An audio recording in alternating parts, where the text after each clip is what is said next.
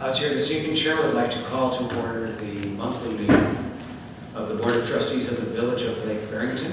It is Tuesday, January 7th, 2020, and it is 7:08 p.m. I'll ask the clerk to please call the roll. President Richardson? Here. Trustee Burke? Here. Trustee Mitchell? Here. Trustee Perkins? Here. Trustee Rigby? Here. Trustee Schaller? Here. Trustee Thompson? Here. Okay, would you all please join me in the Pledge of Allegiance? I pledge allegiance to the flag of the United States of America and to the republic for which it stands, one nation, under God, indivisible, with liberty and justice for all. Okay, self-organize. Your agenda item number 4 this evening is approval of the minutes from last month's meeting, both the special committee of the whole as well as the full Board of Trustees meeting which followed. Are there questions or edits for the clerk relative to the minutes? There being none, the chair would like a motion to consider in block agenda items 4A and 4B, minutes of the special committee of the whole Board of Trustees, December 10, 2019, and minutes of the full Board of Trustees, December 10, 2019. May I have a motion? So moved. Second. Trustee Schaller, seconded by Trustee Thompson. Thank you both. Clerk will please call. That's roll call, right? Yes, sir. Roll call vote, please. Roll call vote, please. Trustee Schaller? Trustee Thompson? Yes. Trustee Burke? Yes. Trustee Mitchell? Yes. Trustee Perkins? Yes. Trustee Rigby? President Richardson? Yes. As is our custom, Chair will ask that the record remain open for necessary and conforming amendments submitted by trustees within 5 business days without objection so ordered. Under the President's remarks, we've got a couple of things tonight. I have a hat up here that says World War II veteran because my 98-year-old dad passed away last week, and he proudly served his country in World War II. The greatest generation got its name for a reason, and everybody here benefited from it. So my well-known outspoken patriotism has become a lot more personal in the last 10 days simply because I've been thinking a lot about it. There are people on this dais who have served and worn the uniform, and I can tell you it's the only regret in my life is that I didn't do it. I will miss him. We were close. He was the life of the party, and most of you know me pretty well as pretty loud and pretty outgoing. In my family, compared to my mom and dad, I was the quiet one. And since I'm well known for embellishing stories, you can ask my wife, Lynn, whether that's a true assertion or not, because she will validate it, as I was. I had one of the greatest privileges of my life as I went to my father's squadron reunion in 1981. And given the audience, they had a rule. You could bring a son or a son-in-law. They weren't going to subject a lady to the drunken, profane storytelling that was very much a part of that weekend. The jokes about my dad were ones that I'll tell in my eulogy on him on Saturday when we lay him to rest. But you know, your dad got medals for shooting down a lot of planes. The problem was Herman Goering gave them to him for taking down American planes. or the first time they went up over Belgium, and his pilot, who had veteran pilot, had been in service for 2 years already. My dad said, "What's with the clouds? I thought the weather report was clear." They said, "You idiot, that's flag. The Germans are sheetheads." So, a lot of you have expressed condolences and sympathies, and I'm very grateful for that. I'm very, very grateful for that. It means a lot to my family and to me. It's a nice segue. We have some representatives here from the Lake County Sheriff's Office, and let me tell you that when my dad died in Lake Barrington Woods on New Year's Eve day, he had not yet entered hospice because his decline was so quick. And when hospice isn't there, they actually have to cordon off the room and wait for a sheriff's deputy to take direction from the coroner on an investigation. And Deputy Sheriff Jason Simone came by, and I want you fellas in the back to please make sure the sheriff knows how grateful I was or I am for his professionalism that day. It was a terribly shocking time because Dad had dementia, and he was 98, but we didn't expect this news. And Deputy Sheriff Simone was was just the consummate professional. And I'm extremely grateful for his service to the community and to my family, especially that day. Before I bring up folks from the Lake County Sheriff's Office to talk about some recent matters here in the village, I do want to ask, thank you. We have a guest here, Mr. Daniel Weimer, who is a new business owner here. Please come forward and introduce yourself. We welcome you with enthusiasm to Lake Barrington. We pride ourselves on being business friendly, and we look forward to doing whatever we can to help you be successful. So please introduce yourself and tell us about your business. Sure. My name is Daniel Weimer. Moved out to Lake Barrington in 2015 with my wife. We now have 2 kids. I founded my business in 2010, so it'll be my 10-year anniversary this October. So it's a very exciting time. It's a men's clothing and accessories company. So men's contemporary clothing, everything from the sweater that I'm wearing to golf belts, shoelaces, dress shirts, etc. Very excited. Just signed a 2-year lease off of Hillview Drive over by Midwest Groomers. So yeah, looking forward to growing the business even more in the future and getting to the next stage, which should be opening up a retail location, hopefully somewhere close by that will benefit everybody. So looking forward to that. We have a custom of having trustees have a chance to offer their own thoughts and ask some questions. So I'll start on my left with Trustee Mitchell. Of course, you come in the one night that I don't have a bow tie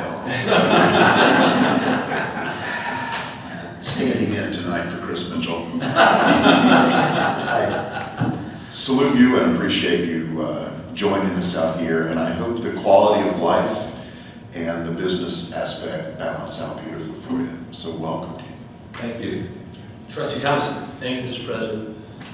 Mr. Weimer, congratulations for opening your store in Lake Barrington, and thank you for being here. Where do you live in the village? I'm right off of Old Barrington Road. Oh, off of okay. Lakeview Drive. Oh, terrific. So you're nice and close. Very close. Yeah, we use the park a lot. Well, good. That's terrific. You're welcome, and we really look forward to helping you grow your business. It's terrific that you're here. It's really nice to have a men's clothing and accessory store here. We don't have to go anywhere else to shop. That's right. Isn't that right, Mr. Mitchell? Thank you, sir. Thank you. I appreciate that respect. Thank you. And Trustee Burke.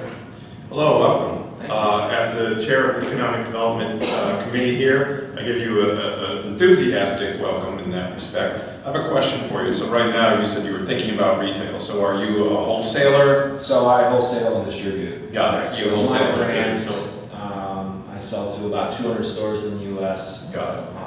And Canada, Mexico, and Europe. Okay. So You can't. not quite yet, but I do have e-commerce. So I have e-commerce. Okay. So I could direct you towards that. Great. We'll have to know that. Yeah. Yes. Why don't you direct us towards that right now? Okay. On live television? No. Well, the website is ShopDB. That's SHOP. D is in Daniel, I is in ice, B is in Bruce, I is in ice.com. All right. That's great. And we love the sound of retail because then those parts of those sales tax dollars come back to the village. So I invite you at any time that you're kicking some crazy ideas around or looking for some support from your village in terms of how to grow and expand your business, that you come talk to us. Absolutely. Thank So you. welcome. Good luck with continued success with your business. Thank you. Trustee Shell. Welcome, obviously. You're familiar with the territory, so we're happy that you decided to start your other operation within our village limits. I don't own a bow tie, nor have I ever had a bow tie, so I will not be shopping for a bow tie. But tell me about some of the clothing and accessories that you do have. Sure. So 10 years ago, I started with skinny ties. It was kind of a throwback. 10 years ago, it was coming back into style. H&M, one of the big retailers, only offered those slim ties, and they were in black and red, etc. So I just decided to expound upon that and do more styles, and I do ties, bow ties, pocket squares, lapel pins, tie bars, cufflinks, shoelaces, elastic belts. small leather goods such as slim leather wallets, leather belts. I just am launching a dress shirt line that's fully sized, catering to my special occasion stores for weddings. So that's a big step. And then just this last holiday season, I launched a clothing line. So we have these Donegal crew neck sweaters, cardigans, and also some woven shirts that are just contemporary woven, 100% cotton. Just nice casual wear that you could wear on a nice date night, or kind of how the millennials are dressing to work these days. So do you private label them when you give them, or do you? Well, this is all under my label, It but I is, do private label for other large companies. But your label would be DIBF? DB, correct. Well, once again, welcome. Can we, even though you're wholesale, can we stop by and take a look at what you have? Once I get things, once the fire department comes and gives me the go-ahead, yes. So we got that scheduled for Thursday morning. All right, I'll see Chief Cryer before then. So Yeah, I'll put it in work for you. Very good, thank you. Thank you. Trustee Perkins. Thank you. Welcome. You guys, I was thinking, oh, let me ask the questions. Ask all the questions. I'm just anxious for your retail shop to open, and hopefully it's very soon. Yeah. Yeah. Thank you. Thank you. Trustee Rigby. I'm looking at your website right now. I'll have two of these. I like that sweater, I see this is blue. I think you need the flower power ties. There you go, that's That's too beautiful. I spent 4 years working in retail selling men's clothes. If you need a Hickey Freeman suit, come see me. All right. No, welcome, and I hope only great success comes your way. Thank you. Daniel, I'm happy to clean up here. How did you get started in the business? What got you interested in it? And where are the major opportunities for growth in your business? Well, I went to school at University of Arizona. I swam there, and I studied retail and consumer sciences. So from the get-go, I studied, was my major, business minor. And then I moved to New York from there and worked for Federated Department Stores. I obtained a management development program, if you will, and had an opportunity to do the front of house retail. After experiencing that, I was less enthusiastic about the business and took some time off. And eventually, when I moved back to Chicago in 2009 and lived in the city for a little bit, I was helping a friend who had a clothing line.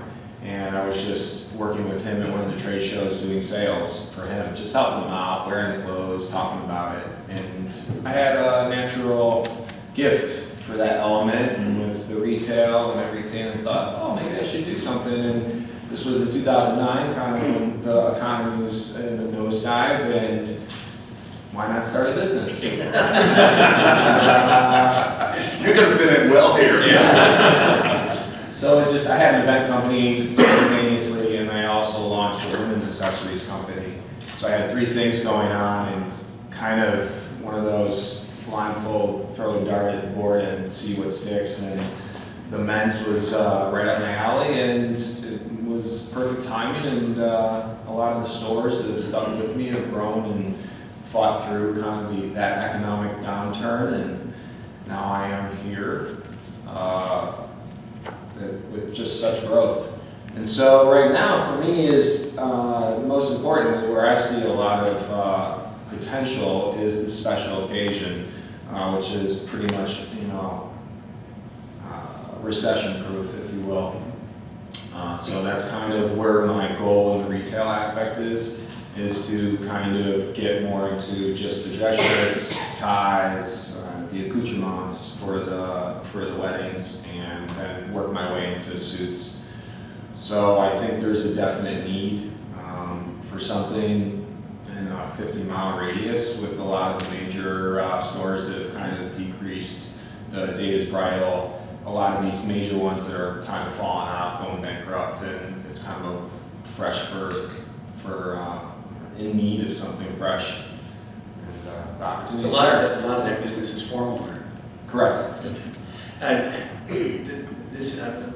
be happy to have coffee with you one morning and go further into this, because I have a friend in Los Angeles who's in a similar business. Okay. What collar style and tuxedo do you prefer? Tuxedos are not necessarily my forte because with the modern day brides, everybody prefers a suit. So I'm much more well versed in the suit and the collar width. But it has gone from narrow and now we're getting just a little bit wider with, every year, but fashion's cyclical, so. I think there's nothing more admirable than signing the front of a paycheck, and I appreciate that about your experience as well. As your business continues to grow, you'll squeeze a little more time into your life. You can get active in village government. It hardly takes any time at all, right, Andy? That was the lie I told him. I told him.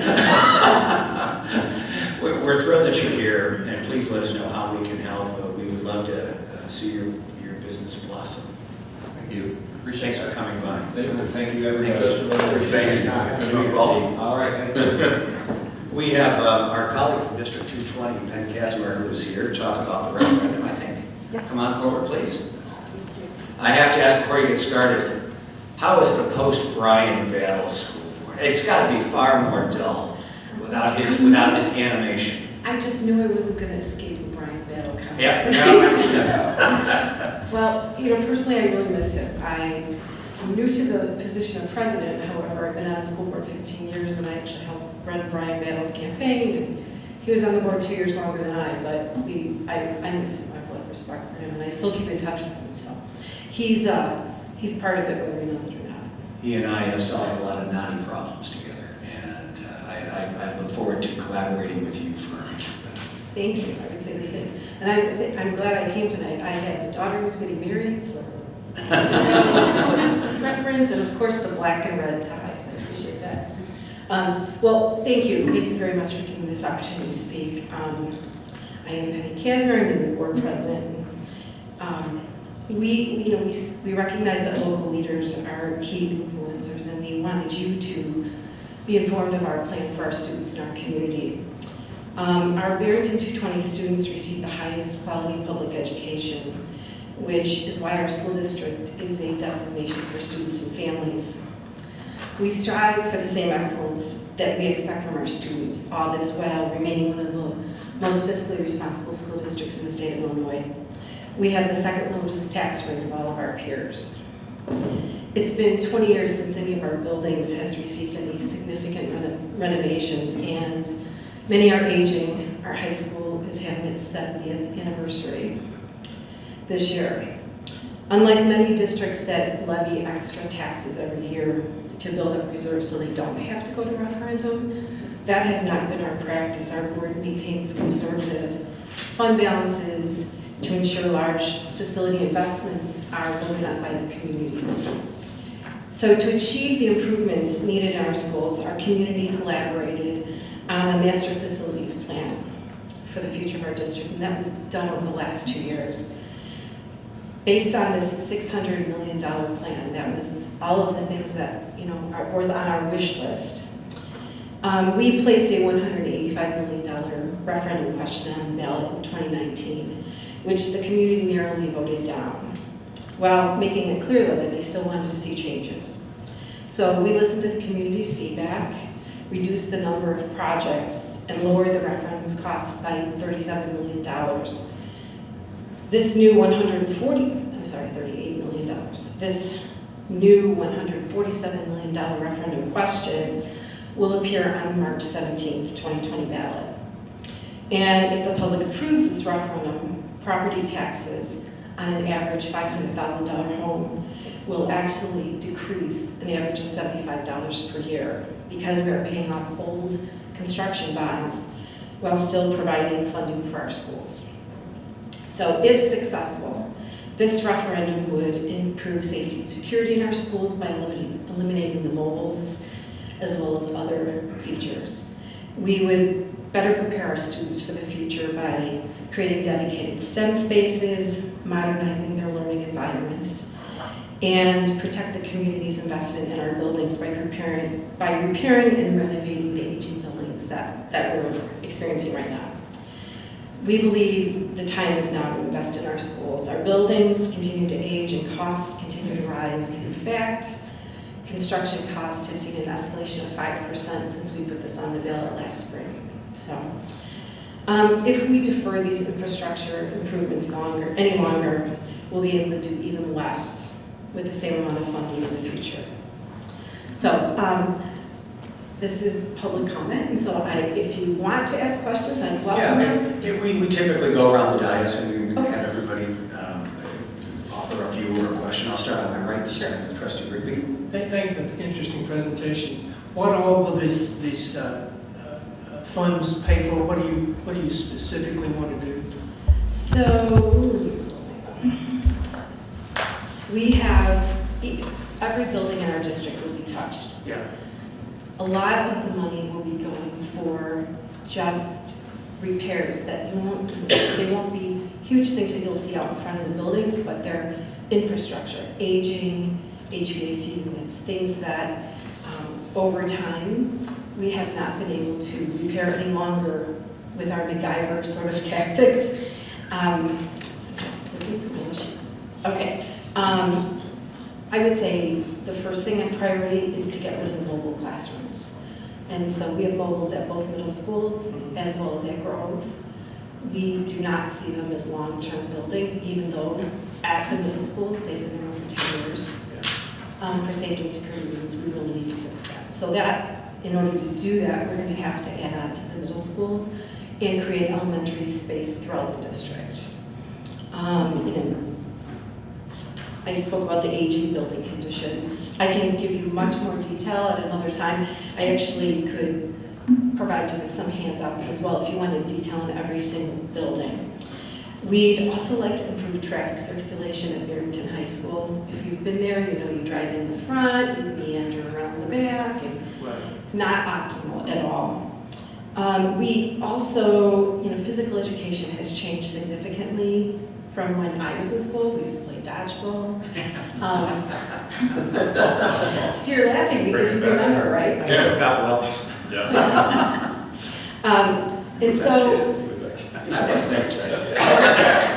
well, enrollment in the high school has increased by 1,000 students since any PE space was added to the building.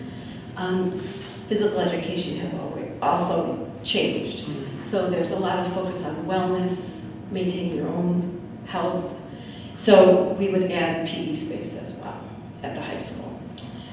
We would also create a new student services area. There's a high need for social emotional learning for our students. And right now that's scattered about the building. So we could really meet the needs of our students better. I mentioned the additional space at elementary, as well as the middle schools. We also are seeing quite an increase of social emotional needs of students at the elementary levels too. And right now, there's really no space for students who need to decompress or receive special services outside of the classroom other than the hallway. And so we'd like to afford those students some privacy and, so it's least disruptive to everybody. So that's really Okay, well, it. that's a good rundown. Okay. Well, thank you very much. You're welcome, thank you. Trustee Perkins. Yes, thanks for being here. I'm wondering how much, or if any, do you have that will be going towards security and safety at the schools, at each school? I don't have specific numbers for each building, but there's a significant portion of this $147 million devoted to safety and security. And while I mentioned earlier eliminating the mobiles, there's also a lot that we can do within our buildings to create barriers for intruders. Not a lot of things that we like to speak about publicly because if we give away all our secrets, then they're not as safe. Absolutely. The other thing I would say too is, since 2 years, we developed this 2 years ago, these ideas that we needed these things. In those 2 years, the solutions to these problems have evolved. And so what I might share with you today may be different by the time we actually go do it because we want to make the right decisions. Sure. And then I don't know if this fund would go towards this, but will this go towards like the bleed packs, the bleed kits that are in each? Because, I mean, I think that the Lee kids need to be, like, if they're going to have there need to be multiples in each classroom. Well, right. Do you?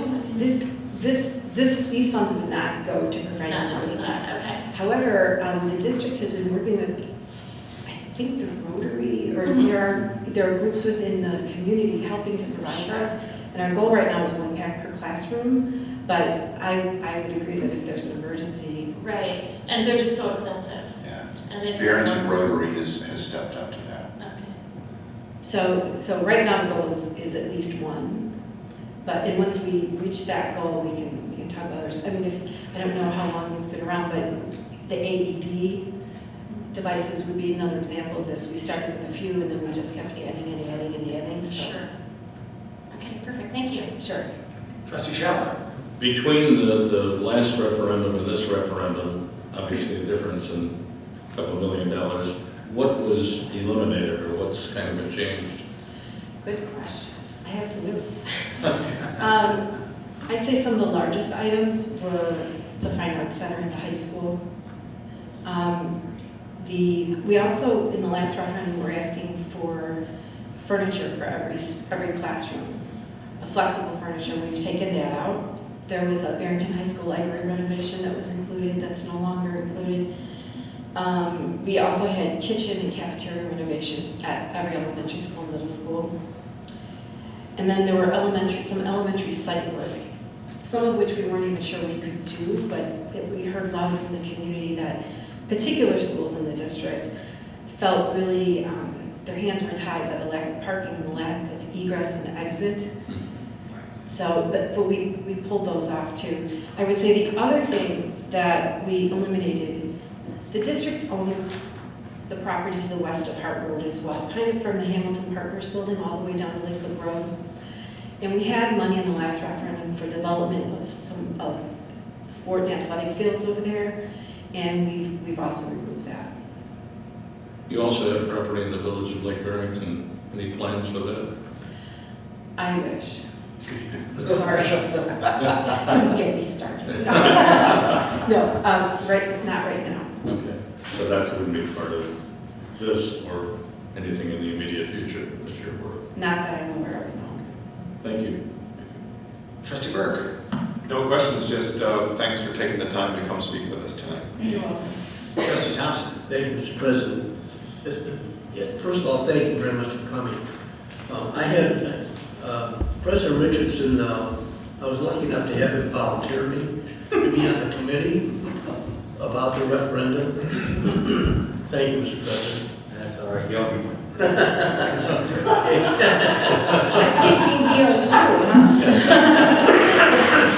And, pardon me, and this adjusted referendum, 2 questions. Will the mobile classrooms be eliminated? Yes. Oh, great, wonderful. And secondly, are there plans to either renovate or replace the theater area? No. Oh, okay. 1 out of 2, 50-50. Thank you very much. I understand. Thank you. Trustee Mitchell. Thank you. Who brings the most informed because he is married to a woman who served on your board for. And I went to school as well, so I've got that going for me.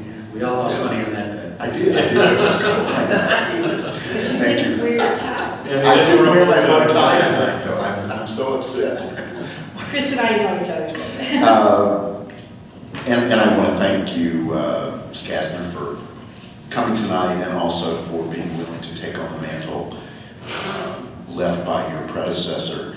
And I will just point out to our dear president that one thing that I never had, except unless he paid for it, was a meal with Brian Battle. I've had food that Penny Casper has made over the years, and we have probably that thick stapled recipes from all of her cooking classes that she taught for so many years that we still use. So if you want good cooking at a school board meeting, right there. I will cook for school board meetings. So thank you. In all seriousness, what I am curious about, and I have to walk a fine line because I'm an elected official sitting here, despite not wearing a bow tie tonight, and you're the school board president, how what is your strategy, or what is the strategy that as a community that we continue to ensure the adequate investment in our schools? We depend on our business development, we depend on houses selling, houses being built, probably because of the schools. 18 years ago, we moved to this area and settled in this village because of the schools. And what can be done to make sure that this next push with the referendum is successful? And it may be what failed last time. What's the strategy? What can we do? Well, I would say that, as an elected official, as a school board member, there are laws around what the school district can do and what board members can do versus what community members can do. And as a school board member in a district, we can educate the community. And so if you have an opportunity where we might provide some education to someone, please invite us. On the other hand, we cannot advocate, and that's what we rely on community members to do. So, and if you know anyone who would be interested in learning more about what we're doing in order for them to take on that role, I encourage them to contact me. Awesome. Thank you. I have a bunch of things that I'm just interested in because you're here, and it really is not a lot to do with the referendum, but and both my girls are Barrington High School alum as well. I have a real passion for immigration reform and for welcoming new Americans. And talk to me about how the district is approaching English as a second language, or helping children who don't come from native-speaking English backgrounds or homes assimilate and integrate into the schools.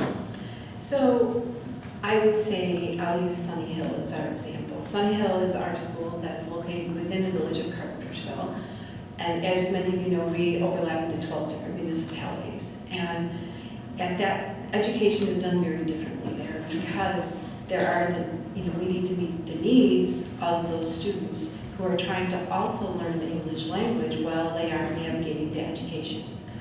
And so I think from an educational perspective, we're very diligent in making sure that those kids don't fall behind. At the middle school level, what we learned is that some of the English language learners felt more comfortable among their peers as opposed to in another type of, typically developing classroom. And so we needed to make sure that we were doing everything we could do to make them feel comfortable so they would want to move to that experience. And that was an aha moment, I think, for our staff. So we've really worked hard to make sure that those students feel comfortable, because I've traveled in foreign countries and it's very uncomfortable when you can't really communicate that. And at the high school, the high school is probably the biggest melting pot of our district. Everyone goes to the high school. And I think that we support and celebrate different cultures of whether it's religion, race, at our high school by having clubs available and having that strong social emotional program where kids that don't feel like they fit in can find a trusted adult that can help them fit in. Good for you. I appreciate that. Two other items that I'm just curious about. There are terrible people who try to sell drugs to our children.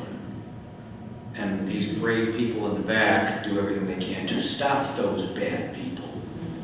How goes the fight inside the schools? We don't have, to the best of my knowledge, we don't have a lot of trouble with selling of drugs in our schools, because if someone were found selling drugs, they would be before the board and we would be expelling the students. Sure. I don't want to say that there's not stuff going on. And there are definitely things going on. Are there resource officers, police officers in the schools? We do have a school resource officer, and I think the intergovernmental agreements that we have with the different villages really help us in catching the kids. Not I don't mean catching as in Identifying. gotcha. I mean identifying and providing supports for students that may be going down those paths.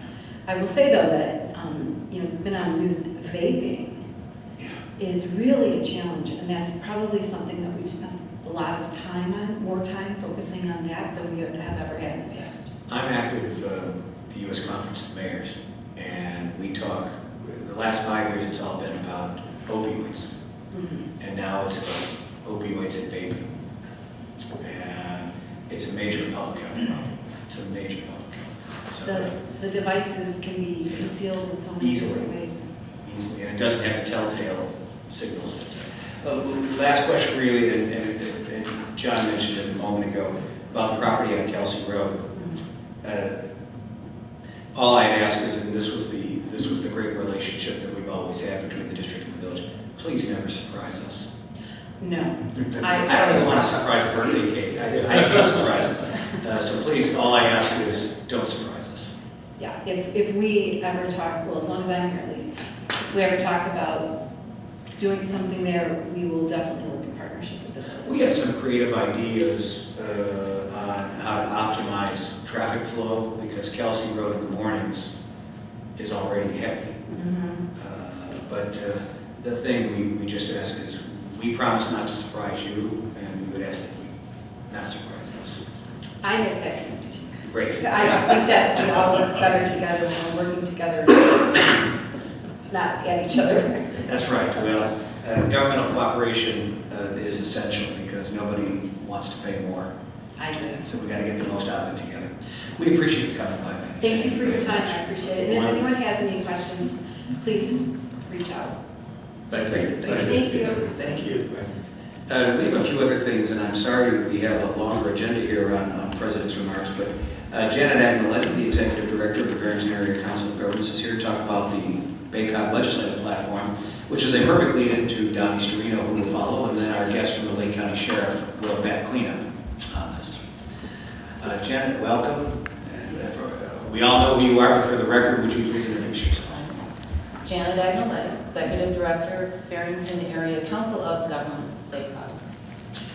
Thank you for having me And today. you are a Lake Barrington resident. And Lake Barrington resident, yes, for about Further evidence of your brilliance.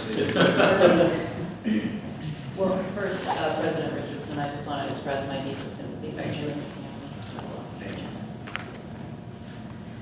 I'm here to talk about the recommended 2020 legislative platform from Baycott. It is a consensus document among the 9 governments that will be voted on January 28th to use this as our basis for action on legislative matters, primarily at the state level. So the platform is the basis that I use to contact our legislators, to write letters, except that mostly now they're emails and texts, to make phone calls, and to take positions on bills that maybe are in committee. So we could say, okay, Baycott opposes that, Baycott supports that, so we want on record. So if you've taken a look, especially if you've been here for a few years, you will notice that there are similarities in this platform to platforms in past years, and that's basically because the issues are much the same. They even look alike. But the issues include more unfunded mandates and administrative burdens placed on us as local governments over time, increasing costs to do business, like prevailing wage and minimum wage increases, declining revenues because the state is taking away our local money, and because there's less investment and fewer people taxes. I mean, the list is it's similar to over the past years, but we also have an additional situation now that we have a Democratic majority in the House, the Senate, and of course in the governor's office. So that it makes it easy to pass those bills, but less easy to get some of the bills that we want that protect local governments. So the Baycott platform has a major principle to protect local decision-making, local autonomy, and local control. The platform has 7 sections, briefly: protecting our revenues that are due to us from the state, control labor costs to keep local taxes from rising, reform public safety pensions, help us as local governments in our efforts to protect the environment, and asking the state to respect local zoning and land use, improving the transportation system, and giving relief for administrative burdens and mandates. So those are kind of the sections in the document that you have. So there's been some progress in the last General Assembly session, but we still have some needs. And I'm going to go through and highlight some of the big things that were good and some of the areas that either are continuing because they're so serious as problems for us, or are new ideas for new initiatives. So the capital bill was great. We do have a little bit in increased taxes to fund part of that capital bill. I don't know if you're aware, your administrator certainly is, President Richardson is, but we did do a compilation at the BACOG office of all of your requests for the capital bill for funding. So it was all compiled at BACOG and was sent out to all of our area legislators, our 7 area legislators, as the needs of the region. And then you, of course, followed up with however you work with your legislator to get specific money. I think most of our communities got some funding for projects. In revenues, the personal property replacement tax, the PPRT, decreased, but the LGDF was sort of stable. No more was taken by the state from LGDF for the state budget, but our 10% has not been restored, and that is still in our platform and will remain in there. We successfully fought off the so-called responsible bidder bill again this year. It was out there. It wasn't a huge effort to get it to pass, as I understand, but we know that it will be back because this is a union bill. It would essentially force all local public works projects to be awarded only to union contractors. And as you can imagine, that will increase the cost of those projects significantly and cost to our taxpayers. So we oppose that, and we still have it in the platform. We were pleased to see the pension fund consolidation bill pass, so it is now law, and there's a pension board being formed, a temporary one and a permanent one. But this consolidates the 650 downstate and suburban public safety pension funds into 2 consolidated investment funds, one for police and one for fire, which will, we hope, help with investment returns and also reduce some administrative costs.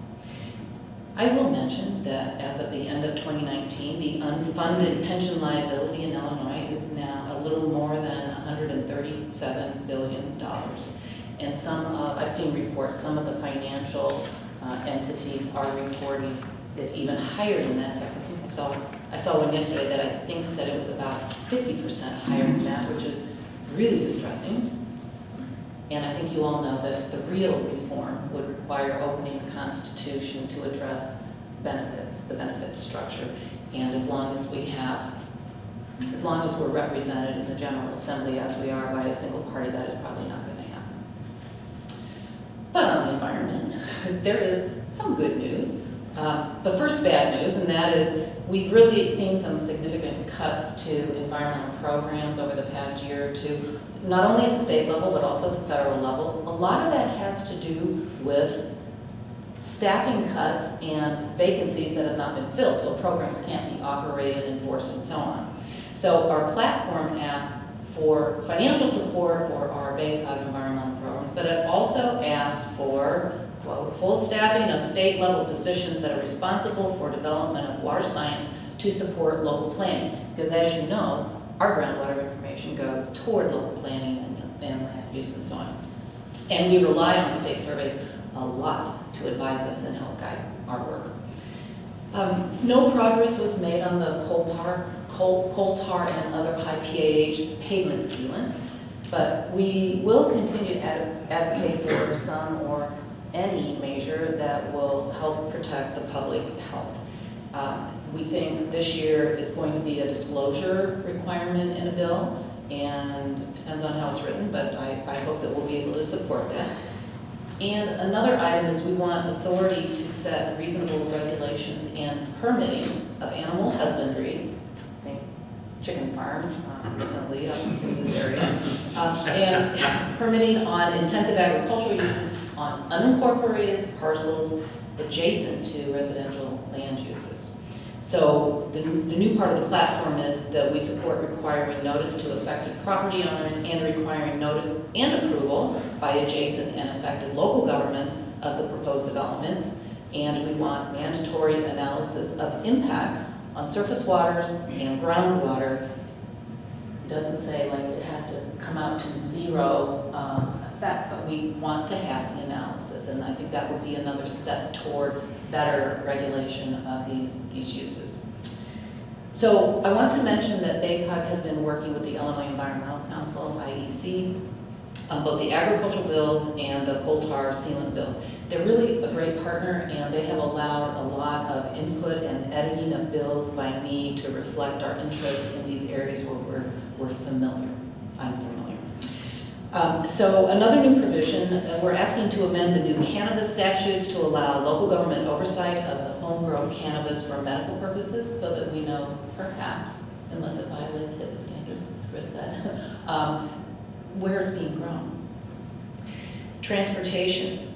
You all, I know you know, Barrington had a huge win with capital bill funding and other funding to do the Route 14 underpass with the CN Railroad.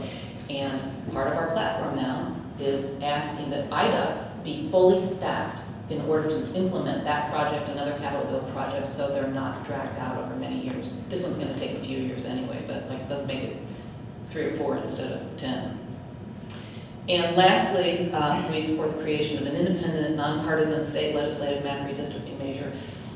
We're probably not going to get that, but I think it's important to say it, that really things are really out of balance in Illinois. So I want to thank Trustee Chris Mitchell for serving on the BACOG Legislative Committee, and also Trustee Thompson for filling in as his alternate when Chris can't be there. So, Lake Barrington is an active member of BACOG, and we appreciate that. And also, I just want to let you know how much I appreciate your support of BACOG's legislative work and our other work, our groundwater work, because it benefits all of us in the region. So thank you very much. Thank you, Janet. We're going to go around the dais for folks to ask questions or make comments. We appreciate the good work that you do. I'm a big believer in the work, and we get asked, or I've been asked in the past, why do we need BACOG if we've got the Illinois Municipal League or the Lake County Municipal League? And suburban communities like ours that have a unique and wonderful environmental way about us and have a nice quality of life benefit immensely from having multiple voices in the choir. There are times when larger organizations are simply neutralized because they can't choose between their members. And you yourself are occasionally in that position, which is why we have Donnie, because he's our unique voice to complement and work with you on those things, and with Brad Cole at the Illinois Municipal League, and with the Lake County Municipal League as well. This is not a time or an activity for the faint of heart, and we are grateful because you bring a unique voice. We are the voice of low density, green space, single-family homes in regional government, to be sure. I'm proud to say I was born in the city of Chicago, but they're not pushing low-density green space.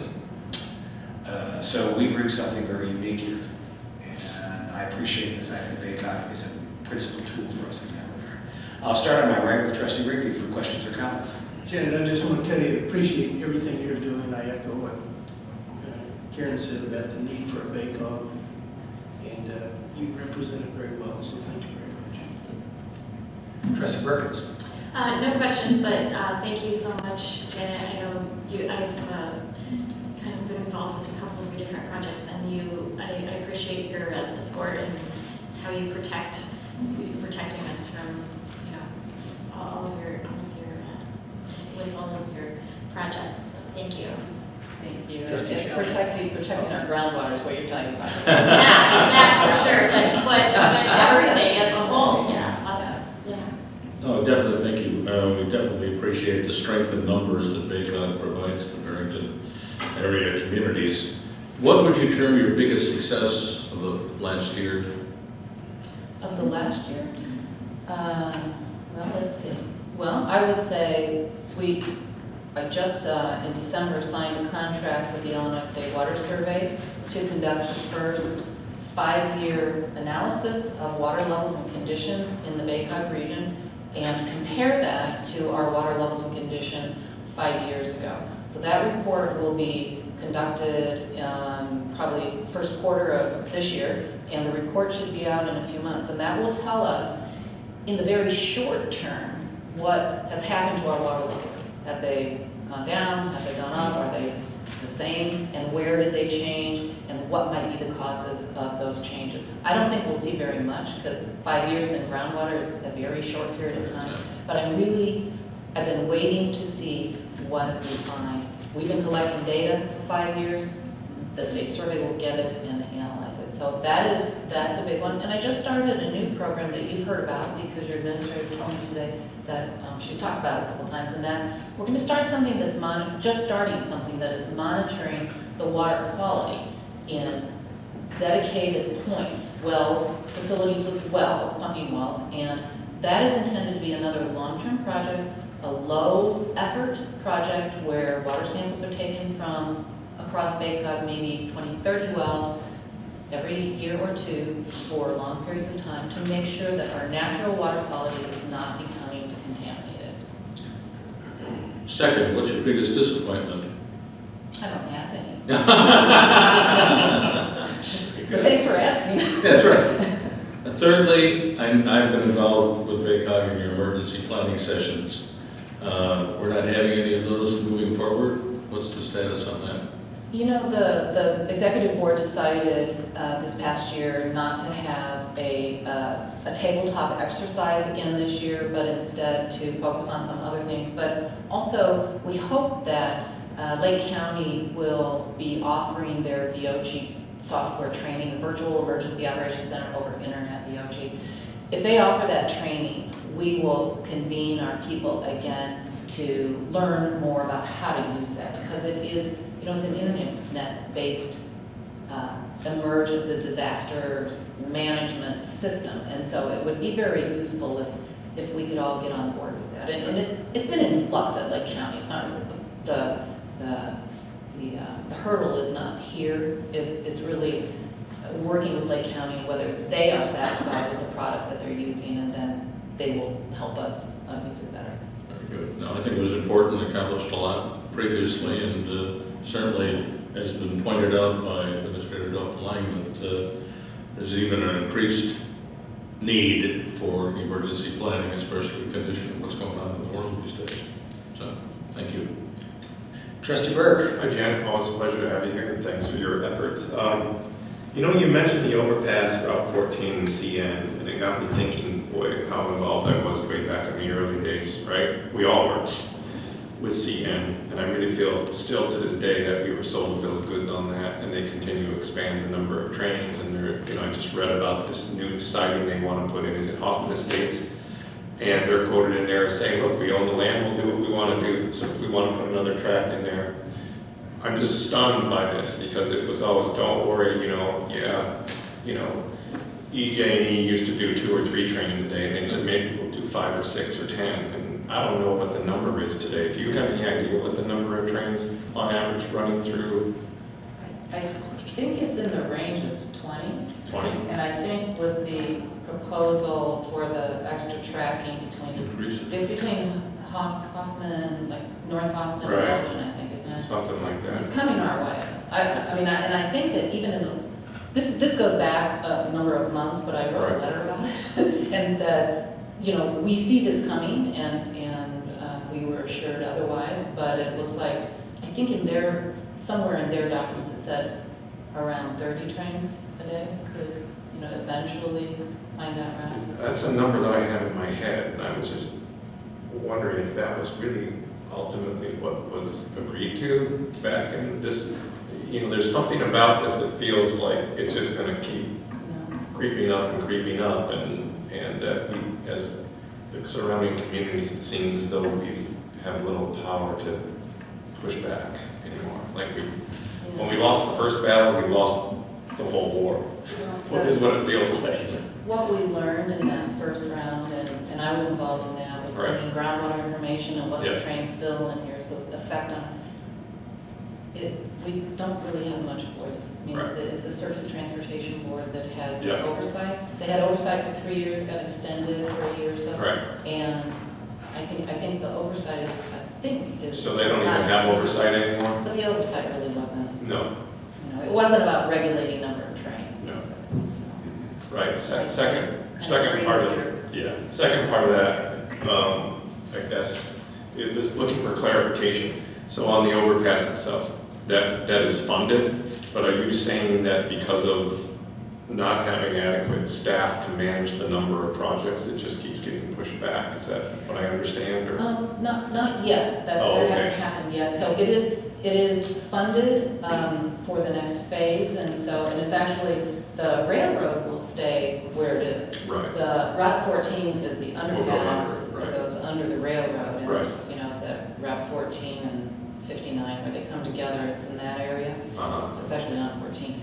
But, so the funding is in place for the next phase, which is, I believe, is the construction, includes construction. And the problem that's envisioned is that because the state agencies, in particular IDOT, has not been fully staffed, if it's not a project that should take 2 to 4 years, might take 6 to 8 years, or might take who knows how long. So the emphasis now is let's get the staffing or the contractors, put us in the platform, or that IDOT contracts for services to move these projects along as they're, Got it. according to their schedule. Okay.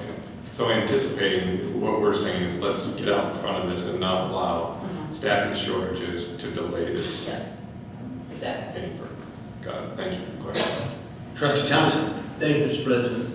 Again, and also, welcome, and thanks for all the work that you do, Jen.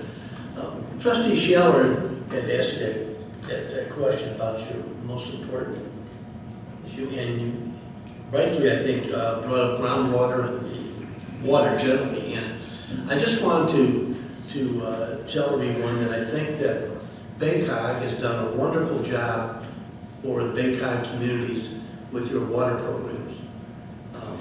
I've been able to be a very small cog on the testing side of it, testing results side of it, but it's just wonderful because this is going to be for a long time and a major factor for Baycog communities. And just wanted to thank you for all the work you're doing and to continue it. Thank you. Trustee Mitchell. Thank you, Mr. President.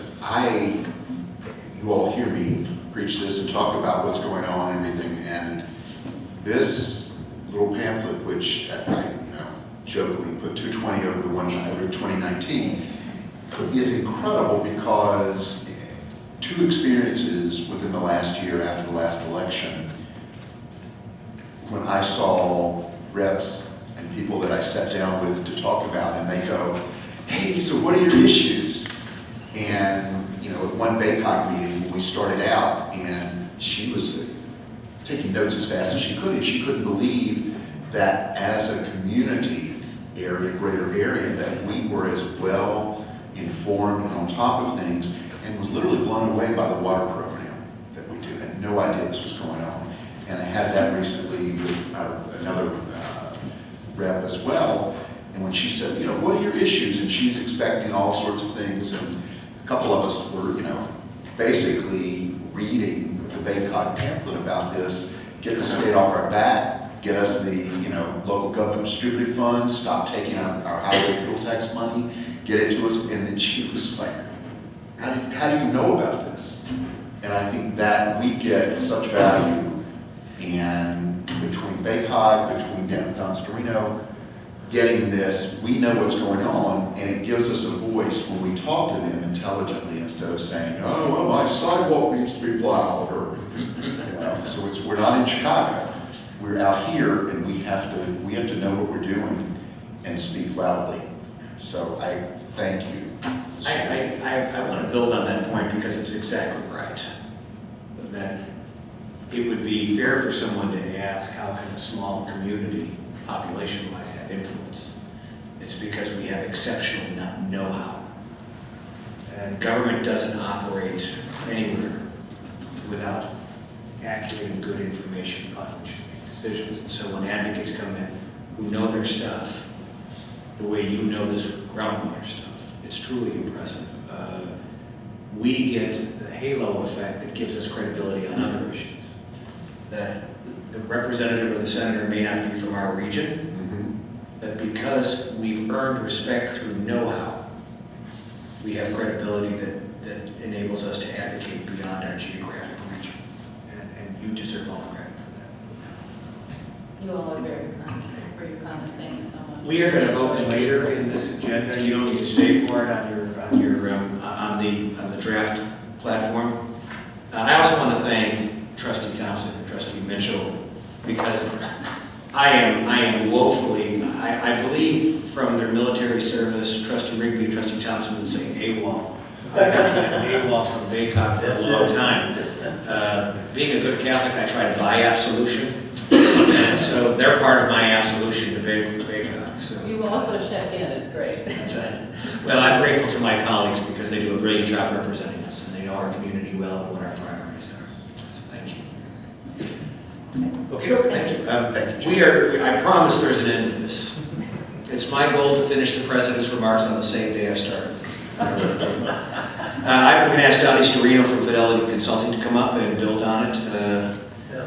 Did Santa Claus find those beautiful kids of yours? Yes, thank you. So, Before you get started, I want to remind the board of the great work Donnie did last summer on the Route 22 issue with Good Shepherd Hospital and IDOT. I've always been pleased with his performance, but he brought his A game to that issue. I really was impressed with your insights as to the process, because you prevail in a point of view when you know the process. The late Democratic Congressman John Dingell of Michigan, who chaired the House Energy and Commerce Committee for years, was a legislator's legislator. I mean, I trained under him even though I was on the Republican side. And he said, you write substance, I write process, and I will beat you every single time. And so having advocates who know the process and know how to maneuver within the process was invaluable to our success, and it saved lives because the access to Good Shepherd was not needlessly extended by minutes and minutes and minutes, which in heart tissue or stroke can mean critical difference. So you brought your A game. I'm very, very proud of that work that you did, and I appreciate it as a way of you starting your report. well, thank you very much. Your leadership in building the coalition, and then obviously Karen Dalton Lang's, I think you described it as her previous life's experiences. The engineer really did help, so it was a full team effort, and it was important because the number was like staggering, like how much time it was going to add to the trip. So I'll try to be very quick. Janet did a great job. I really enjoyed working with her on the global issues that affect Lake Barrington down in Springfield. The president of school board brought up vaping. During the veto session, there was a bill introduced to outlaw vaping statewide, to ban it entirely. It did not pass, but I think that we'll see that again in the spring session. It'll probably be a little bit lighter spring session because it is an election year. The governor has a very big issue on the November agenda for the fair tax, which is a constitutional change to how Illinois taxes its residents with income tax. And we go back to Springfield January 28th. We'll be there until May 31st. And again, I think that it should be a little bit lighter session than last year. Also due to not just because it's election year, but also due to the fact that so much was accomplished in the legislative agenda last year, which I spoke about during the summer. Cannabis, which became legal on January 1st, and has been, I was out of town, but still, that's all the papers we're talking about as I was reading them here. So obviously that's a big deal. That happened over the veto session. And then, I would say the thing that's most important to Lake Barrington is, as Janet alluded to, the capital bill that passed last session And I have been working with Karen Dalton-Lang and President Richardson and the local legislators to free up some money. Again, as Janet referred to, Karen and I worked really hard during the session to get the priority list of the village to the legislators. And now, the check is in the mail, but we actually got to make that happen. So hopefully the money will start to flow. I would suspect, in the Q3 or 4, maybe not to our projects, but to some projects of 2020. Simply because the way this capital bill works is the funding source, which is gaming, until that money starts to come in, which it has not. So the funding sources is gaming. Sports gaming has not started yet in Illinois. The video poker machines have not been expanded yet in Illinois, and the casinos obviously have not opened in Illinois. So the closest to that will be Rivers Casino, which is actively expanding its footprint in Des Plaines. So gaming is going to be how we fund the capital bill mostly, and once that starts to flow, then hopefully our projects will start to see some funding as well. So, and we'll continue to work with the leadership on that, and most importantly, the senators and reps on that as well. So, to that, maybe just questions or comments. I'll begin with Trustee Mitchell. Thank you for your work, and I appreciate you staying on top of this. It is darn near impossible to keep up when you're trying to look at this or read about it or go to regular press or anything else. It's ridiculous, because by the time something, even online, makes it online, you're reading the Trib or any other paper, it's already changed again. And so I really appreciate being able to know what's going on and what the impact is for us. So I'm very appreciative of that. Thank you, John.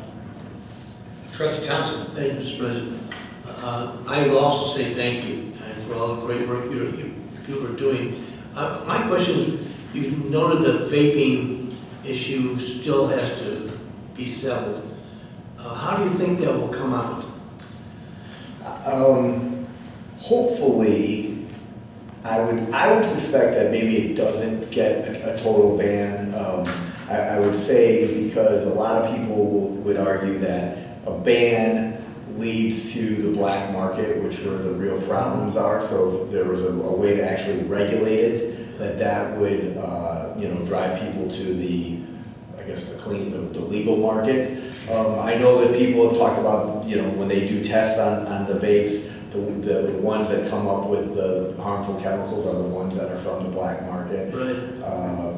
So I think it will go towards regulation. I don't know if I'm just not well versed enough to know if technology is caught up to be able to test vaping the same way. I'm sure the law enforcement in the back will talk about the struggles with cannabis, how you can do a roadside test for alcohol, but because of the nature of cannabis, it stays in the body a lot longer. So hopefully eventually they'll develop something that will be able to tell whether someone that's operating a motor vehicle has ingested cannabis in a recent time, as opposed to weeks prior. So my suspicion is that it will not, but there is a move. Obviously, another point that came up, or a law that passed last year, is the tobacco age was raised to 21. Right. So anything to do with tobacco vaping, obviously, because as President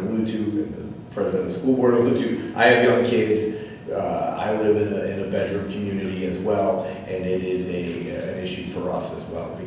I asked because I have a grandson, who's a junior in high school, and he sees it all the time in school. Yeah, and my daughter mentions that as well. That and it is, again, as Kevin alluded to earlier, it doesn't have the telltale signs as when I was young, smoking in the boys' room, it didn't take long to figure it out. Someone would come in, but here there's no way to detect smoking in the boys' room. So. Great, thank you. Mr. Storino, this is on tape. Yeah. I wasn't smoking, I was just... The smoke you saw coming. I know it's reasons to avoid. Good save, too. He was running to tell people. Yeah.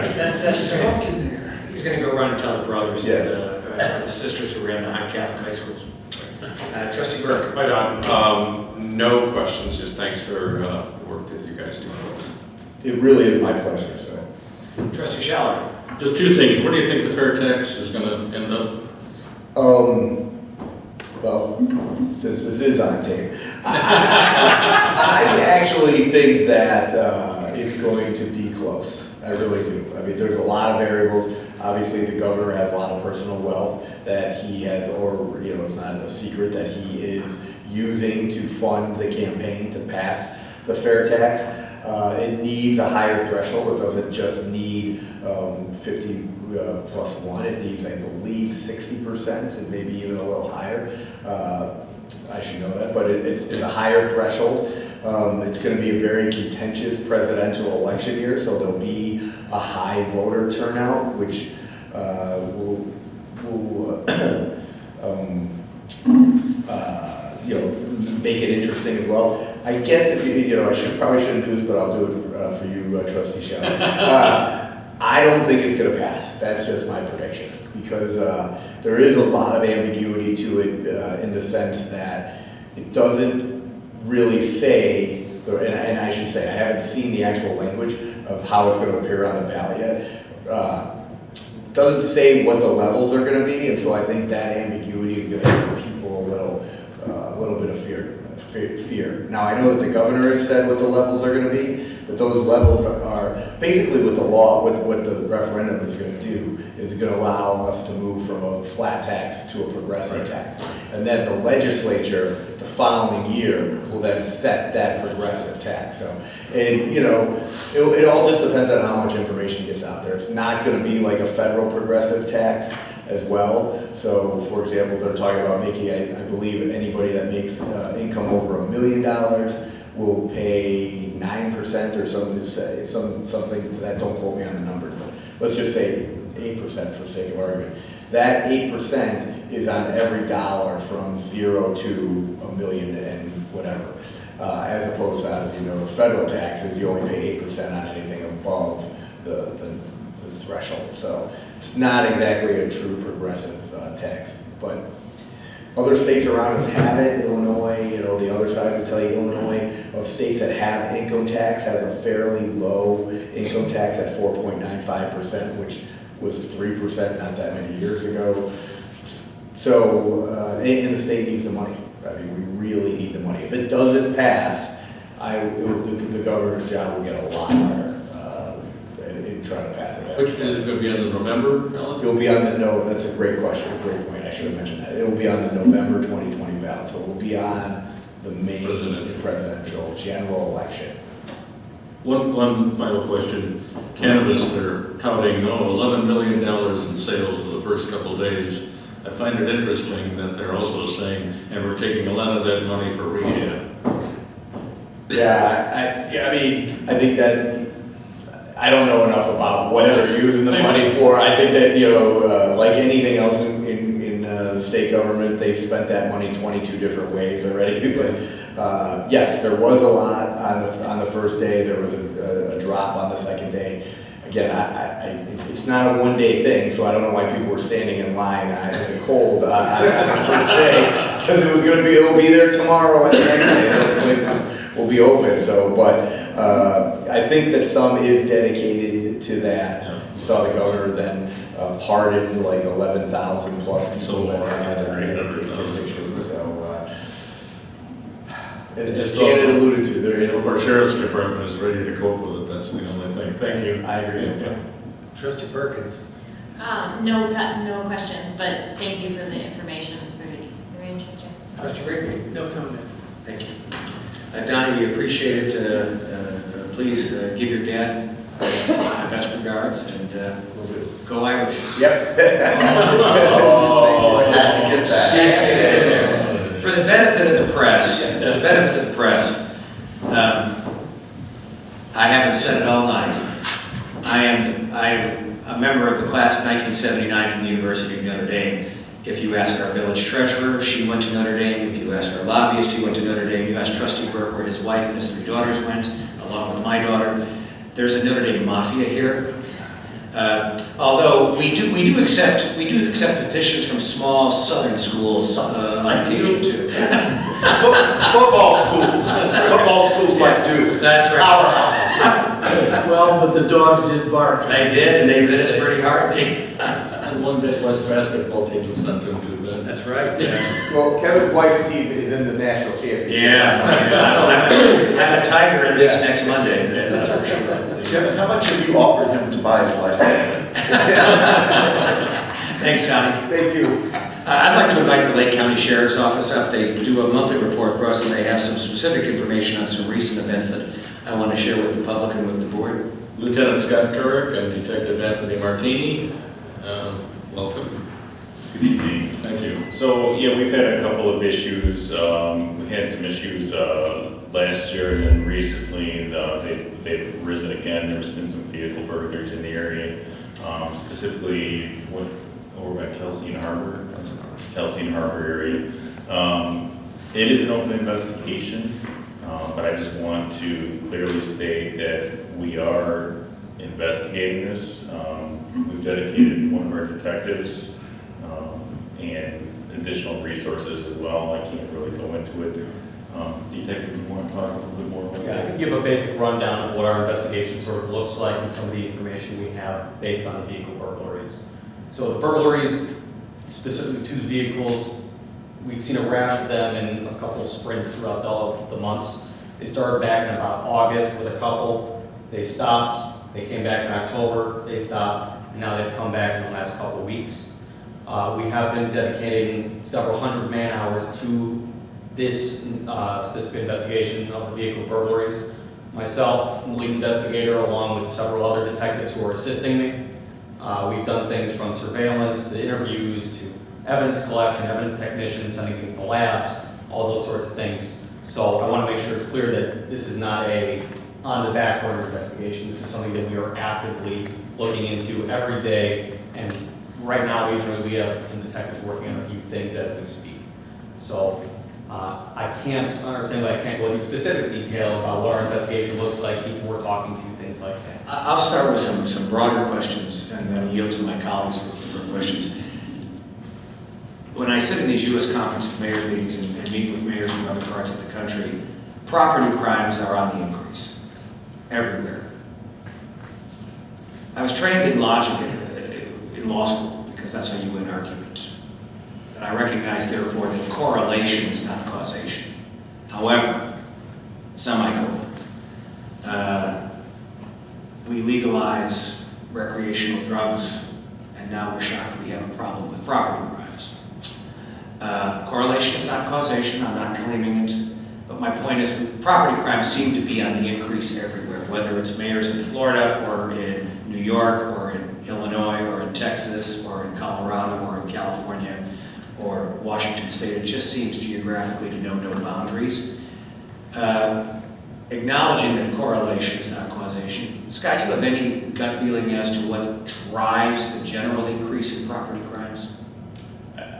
If I had to say, I would say you're probably on the right track when you say there's some sort of correlation between property crimes and substance abuse.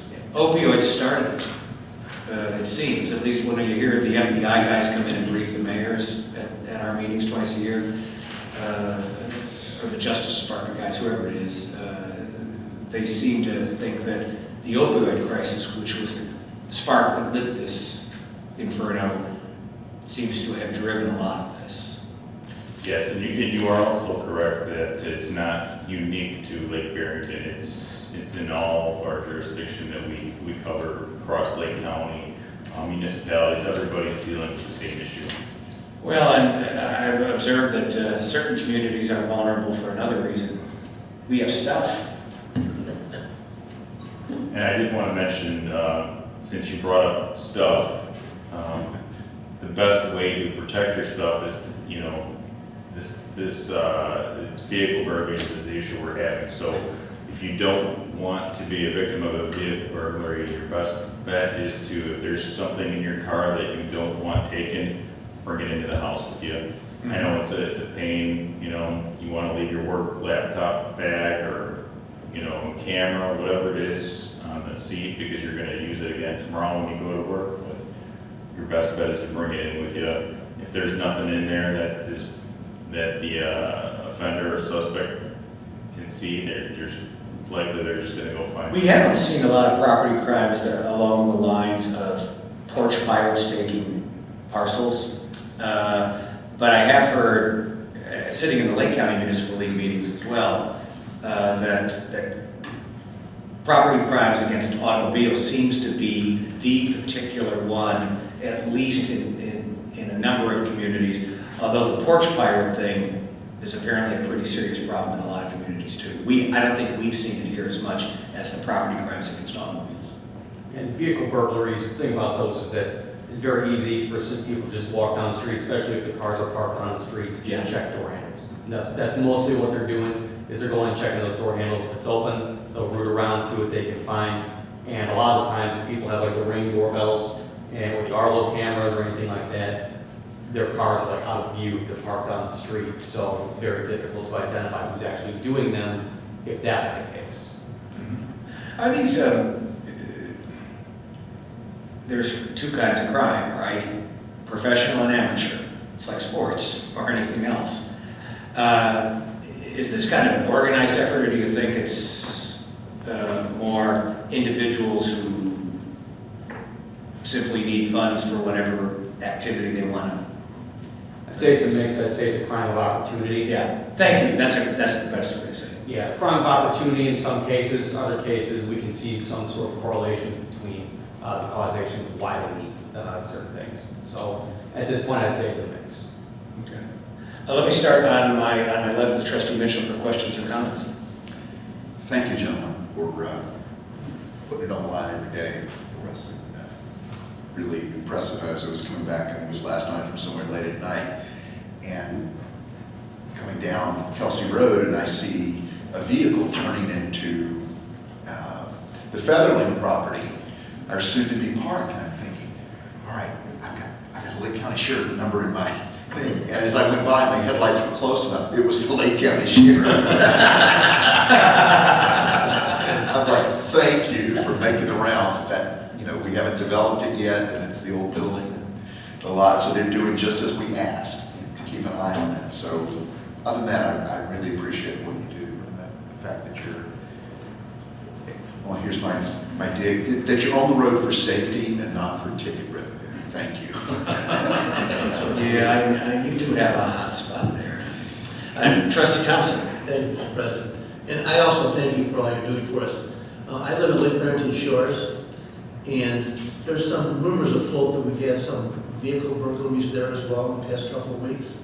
I can count on, in the shores, we've seen more of the home burglaries. The home one? Okay. Yes, those, we had a rash of them. Right. And we had like 3, I think, in a couple of months, didn't we? Correct, and those were, I'd say, outliers in terms of mostly when we see these vehicle burglaries are happening at night, you know, late at night, early morning hours. Yeah. Those are completely separate investigation from our vehicle burglars. Yeah. We have no reason to believe at this point that the two are related to similar suspects. But in terms of the Lake Barrington Shores investigation, that is also an ongoing investigation with me and several detectives doing active work on that as well. Would you say that the vehicle burglaries are a rash or just a couple of, you know, here or there type things? Well, I say a rash because it's more that they're happening and there's a sudden spike in them. Yeah. We see, especially in August, we had maybe 5 or 6 in a matter of like a week or 2, and they just will go down like mostly dead end roads. Mm-hmm. They'll check door handles, and we've seen some windows smashed as well. If something is left out in plain view, like a messenger bag or some, especially around the holidays with the toys in the cars and things like that, and big ticket items. So I say rash because we see the spike, and then it stops, and then a couple minutes later it comes back, and then it stops. The Lake Barrington Shores one, those were ones that were happening almost on a routine that we were seeing. So those were more, I'd say, from an investor standpoint, more organized than these are with the vehicle burglaries. Okay. And we haven't seen a recent home burglary in Lake Barrington Shores as of recent. Thank you. Trustee Burke, any questions? No, I just, first of all, thank you guys for the updates. I was just thinking that this type of property crime, to your point, I think it's, we live in a community where we have a home in South Bend, Indiana, home of Mayor Pete. And I attended community policing things because we live in a relatively urban neighborhood, and you know, people are sort of in shock a little bit about property crime.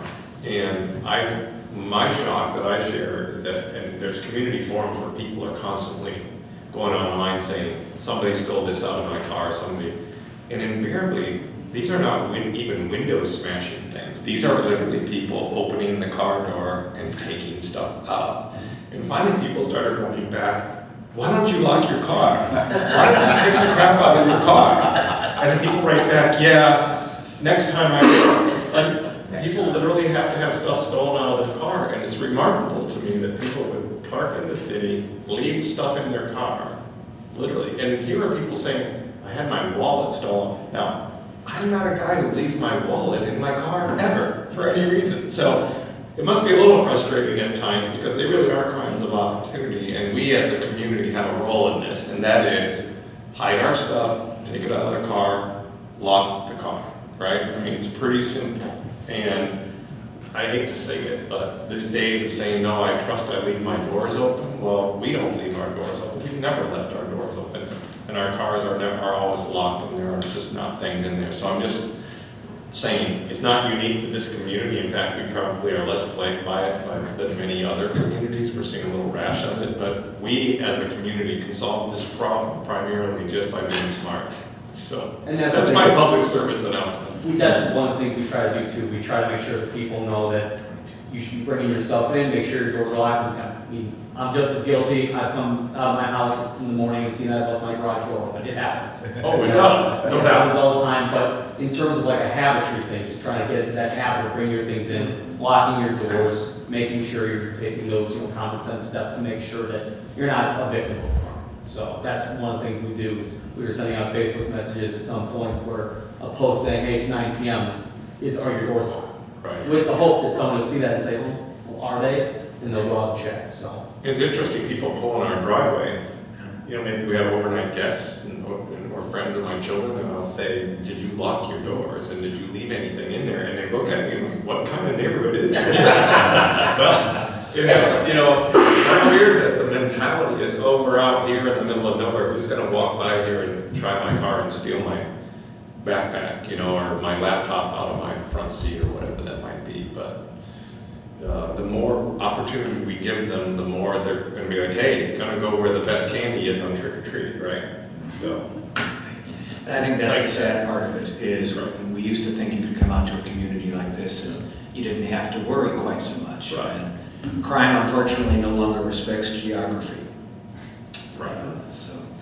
Now, in home burglary, proactive, you know, and I know we do and others who leave the lights on outside at night, or you have outdoor lighting to accentuate the house. Our house is such a mess that when burglars try to break in, they say, oh, the burglar's already been here in red sector. So we kind of get ahead of it on a proactive basis. Trustee Schaller. Thanks. I echo again, the village of Lake Barrington is fortunate that we have the Lake County Sheriff's Department as our police department, because both Administrator Lang and myself get a monthly report, and the amount of additional patrols that the Sheriff's Department has implemented, both within LDS as well as in the rest of the community, is people would find astounding, the additional amount of resources and attention that you have given to the incidents that we've unfortunately experienced recently. So I'm grateful and appreciative of that. You mentioned car burglaries. Is it more unlocked versus forced entry, or is it about the same? we're seeing a mix between, mostly what we see is that through our investigation, it seems that they're trying door handles first. If they get it, great. It's easiest, just go in there. There's no alarm, fantastic, just go in there and grab it. If they see something on the seat, and even if it's a backpack, they might take that risk and say, oh, there might not be something in there. There might be, I'll go check it anyway, and they'll smash the window. So that's why we're trying to get the word out to not only lock your doors, but keep things out of sight, because someone who's looking for those quick items just to grab and go, especially if they have this plan in mind to do multiple nights, they don't want to go through every single car and say, okay, this is a risk, this is a risk, this is a risk. They'd rather take that immediate reward of I know what I'm getting, I know what I'm grabbing, this is going to be easy, and I'll be gone in a matter of 40, 50 seconds. And we experienced, I know it was mentioned some time ago, that unlocked or cars that are broken into on the outside, sometimes they leave the keys in there. Once you get the key, you can get the garage door opener, and you can obviously gain entry to the house. Have you had any incidents of that nature? We haven't had any incidents of those nature, but that is not uncommon to happen, not like Barrington, but other areas, especially in the day of PFOBs. People just leave their keys in their car, their fobs, so it's easy, just go. But we see that all the time. Then your car is gone, you have your garage door opener, the garage door goes open, you can grab a couple things such as the lawn care equipment, which is very popular to grab and sell. So just make sure also the key fobs are out of the car, and then if you have the external, not the ones attached to the car, I know on my particular car, the car has to be on in order for the garage door opener to work. But as long as you're keeping the doors locked, we haven't seen any instances of people breaking into the cars and using the garage door openers in Lake Barrington to go into the garage. But there have been some instances, somebody just walked into the house because it was accessed that way. So again, as you indicate, be observant, be vigilant. I think the days of leaving your house and your car unlocked are long since past, so best you can do to do whatever you can to assist. And if you see anything suspicious, call the sheriff's department. Absolutely. Appreciate what you guys do. Anything, let's. Trustee Perkins. So you mentioned this is happening in neighborhoods. Is this happening as also in like at businesses, like say the grocery or the pharmacy or something? Are they happening in those types of places? I know at the kiosk they have a sign that says "Don't leave anything." We have not seen any in like a business district area, and I know those are popular in other areas where there's a lot of cars. You just go from one to another and check the door handles. We haven't seen any in the business areas of Lake Barrington. The pattern of these particular vehicle burglaries appear to be late at night, early morning, mostly dead-end streets, those neighborhoods there were no other exits, and then cars that just have that opportunity. We have, a lot of people have those Ring cameras where they don't seem to be looking for those in particular, but the videos we have of the people doing them, their faces are covered, they have hoods on, they have the drawstring, they have gloves on. So my suggestion is that even, just echoing what Mr. Schaller said, making sure you're calling in communication. Even if you see anything suspicious, someone walking down the street late at night, a car that, if you're living on one of those dead-end streets you haven't seen before, absolutely give a call. You can call the non-emergency number. We can have the Lake Barrington car go out and just check it out. See, it might be nothing, it might be something, but we'll absolutely go check. So go ahead. But to answer your question, no, we have not seen it in the business districts or anything like That's that. good. That's good. So this is not just a complete crime of opportunity. If they're like dressed for a business, they're dressed for business. They're not just like walking by thinking. So someone's seriously out there. Do you think it's like kids or like a? Well, I can't comment further Well, on not who- kids, but. Yeah, I can't make any specific comments sure. further on who we're looking at, but in terms of the crime of opportunity, they're trying to see if that opportunity is available by those open door handles. If we're giving them the opportunity. Correct. Right, yeah, okay. Well, I'm happy to see that all of our Christmas decorations stayed in our neighborhood this year, which is lovely. I was a little concerned, but I figured if someone took. I told Lynn the reason we don't have any, somebody stole them, but she didn't believe me. Yeah. If you're lazy and you don't go out and put them up, you idiot. Well, I thought if someone steals baby Jesus out of his manger, they have more to worry about, so. We were in in Georgia over the summer where it's very, very hot. And there was a church sign, you know, they have outside in front of the church, they have a little expression. This is absolutely, it said, to the guy who stole our air conditioner, keep it, it's hot where you're going. Trust me. Thank you. Gentlemen, thank you very, very much. Thank you. We appreciate it. Believe it or not, this concludes the president's report, huh? Wow. We've had meetings short. We can move to the next agenda, which is the first opportunity in the agenda for the public to address the board on non-agenda items. Is there anyone seeking recognition for that purpose? Please. Hi, this is the first time I've ever done this, so. And for the record, please introduce yourself for the record. Yes, sorry, I'm Lisa Castells, and I live on Old Barrington Road. And I've actually come to discuss the car vandalism, because we were the most, as far as I know, the recent victim of it. And so that's why I'm here tonight. We've lived here had the house for a long time. Yes, I'm that one, in the Old Barrington house.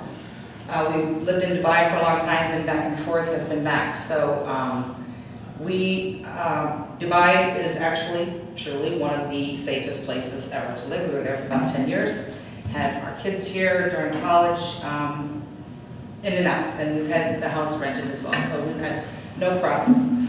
On January 2nd, however, we have twin boys who are 22 years old. They came from their U of I, and they're back for Christmas.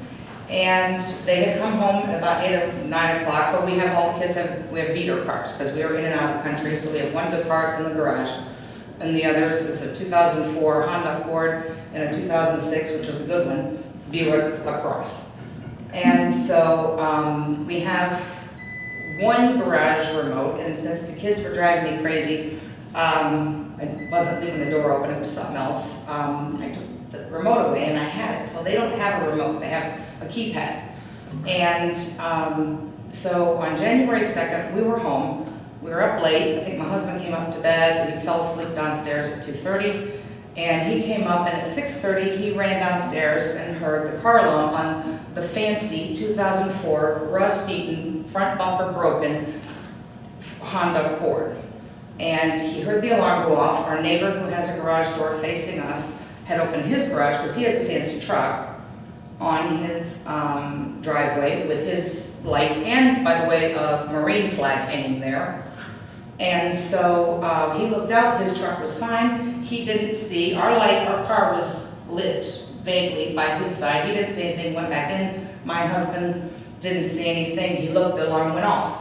My husband didn't figure out why the alarm went off by itself. That's a question we have not yet answered. But I went out, it was Wednesday, went out to take the garbage, and I looked and I thought, I can't believe the kids left the window open. It's, you know, and I looked and I just went, took the garbage out, came back, got my phone, I thought, I'm gonna get him. And I took a picture of the car and I went, there's no window. The windows had been smashed out. I have pictures of it on my phone. Like I said, it's an older car. We've been rebuilding our 2-beater cars with Douglas Automotive. We should have stock in them. But I actually called them and I said, is there any way they could have imploded by themselves, you know, of barometric pressure or something, because I can't believe they were bashed in. And he said, no, they were bashed in. There was, the papers were ruffled out of the glove compartment and out of the console. Now, in defense of people that neither you nor I know, who are being laughed at about leaving their stuff in their cars or not locking them or whatever else they're being said has happened. This is a beater garbage car. There was nothing in that car. Actually, I take that back. There was some change, which was still there after the break-in.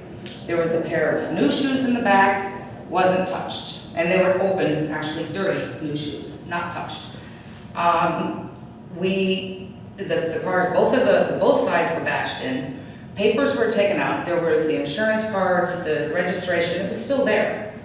And so I called the police, and the police came. Now I have different information, which I have been given the right to share, than I got from the police. I got from the officer who came to our house, and I got from the investigator at the Lake County Police Department that I called today before coming here. And I've been told, yes, I may share this information. The first one was when the officer came to our house on January 2nd at about, I don't know, 10:30, 11. I wasn't offended because you could tell the look on his face. He's just going, here we go. And I said to him, I told him what happened. He said, yeah, we've been having problems with this. And, excuse me, I'm thirsty. We've been having problems with this. And so I said, you mean this is not the first? He said, no, this is not the first one. He said, so we were talking about it. He said, no, this was not your car. It didn't explode accidentally, even though I'm sure some of our cars have done weird things. And I said, well, you're gonna do anything? He said, no, he's wearing gloves now. And I said, what do you mean? He said, well, we pretty much know who it is. And I said, well, what they did was, he said, no, actually, we do know who it is. He said, as much as you can know anything, we know who's doing this. And he said he lives in Lake Barrington. And he said, what we actually did was we went to the judge and we applied for a warrant to put a transponder on his car to catch him in the act. Lisa, I'm going to ask you to be careful because we don't want to compromise their investigation because it No, protects I'm not. other residents. So please, okay. Tactics they would use to apprehend criminals, and I appreciate you coming forward on this. We welcome your comments, but I'm hypersensitive to not compromising our ability to protect. I appreciate that. But I do think that it's much deeper than we think. And so anyway, apparently it was rejected because they did not have enough positive ID. The judge in Lake County rejected a request for a warrant for this. So they are back within their investigation. And so they apparently think they know very well, and apparently this has been ongoing on and off with spurts for 2 years. And then I talked to an ex-trustee who also happens to be my neighbor, and all of a sudden, talking to this one and that one, and we're finding out, and the officer himself told me that I think 2 months ago, in Hill Farm Estates, were 4 car break-ins. 4 on Hill Farm. Apparently, I can't remember the timeline, but it was within the last 9 months. There were 3 cars on one property, and the person, my neighbor, thought it was back on Woodland. On description of the house, I think it may have been on another house off one of these cul-de-sacs. Had 3 cars broken into in the same driveway, same evening, and they had the additional insult of having bleach poured inside the interior of one of those cars. So this is, and I just, I wanted to point this out because I didn't get the impression that the village was fully aware of what was going on and to the extent, and for whatever reason. But this apparently is a crime spree. And not only is it a crime spree in our neighborhoods, it apparently is originating here, or it's believed to be originating in our area. So again, like you said, President Richardson, being careful about how we say things, because then we could be alerting the person who's doing this, because it sounds like it's not coming from very far outside. The investigator today said that, I asked him, I said, all right, and he did go on with the silly things about, the dummies who leave the doors open and the people who cash the check leave it in the car, and they are there. But we have to also, respectfully remember where we are. We don't have cars parked on the side of the road where they're checking door handles. It doesn't happen. They were in our driveway. It was dark. The other thing I wanted to mention is, sorry, I was taking up the notes here. And we don't have, this is not based on, from what I've heard and been told, has not been based on necessarily an opioid problem in Lake Barrington. If there's an opioid problem in Lake Barrington, I'm amazed. I didn't know that was, so, and it's not, like you were saying also, Mrs. Perkins, it's a crime of opportunity. It doesn't sound like. It sounds like this is a repeat, a constant thing in hunting territory, and with gloves and hiding, and that's why they can't identify this person. So this is, I think we're beyond the point of saying, oops, somebody, because originally I was thinking, and I know all of my parents live in Barrington Hills, they're saying, and there was up in arms about Amazon trucks and all the people coming in and out, deliveries and stuff, and it's easy to blame somebody from outside, but apparently in this particular case, it is not sounding like that is the case. The investigator that I talked to today knew what I was talking about I asked him, well, what can we do? And I talked to my mother, who was a trustee in Barrington Hills, and so I got some ideas and suggestions. One of those is, maybe the weakest suggestion in many ways, but the judge that denied our police, who felt strongly enough about knowing who they thought this person was, and if this has been over a 2-year period, you would think they'd have a significant amount of information, even if it's circumstantial.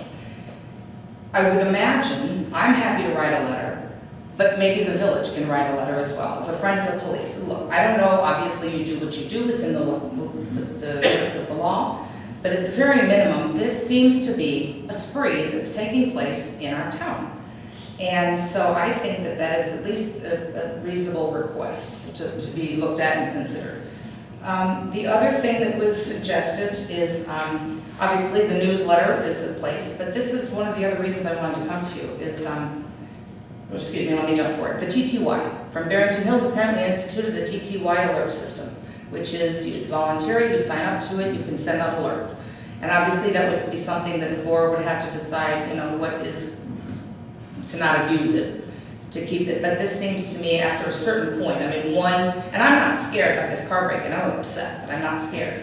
But, how to handle this. After one, maybe not, maybe two or three, you start thinking about it. Because I was pretty upset when I found out from the police that this has been going on. And then I found out from the neighbor that she knew it had been going on.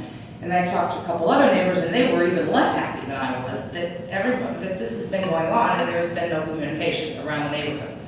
So I think maybe we need to improve or find a better method so that people can at least watch it. Because like I said, and the other thing is we're not leaving our beater cars unlocked.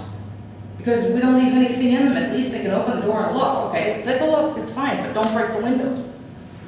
So, a lot of the common suggestions are not necessarily the best suggestions or the most relevant in our type of neighborhood or the circumstances of what this person seems to be doing.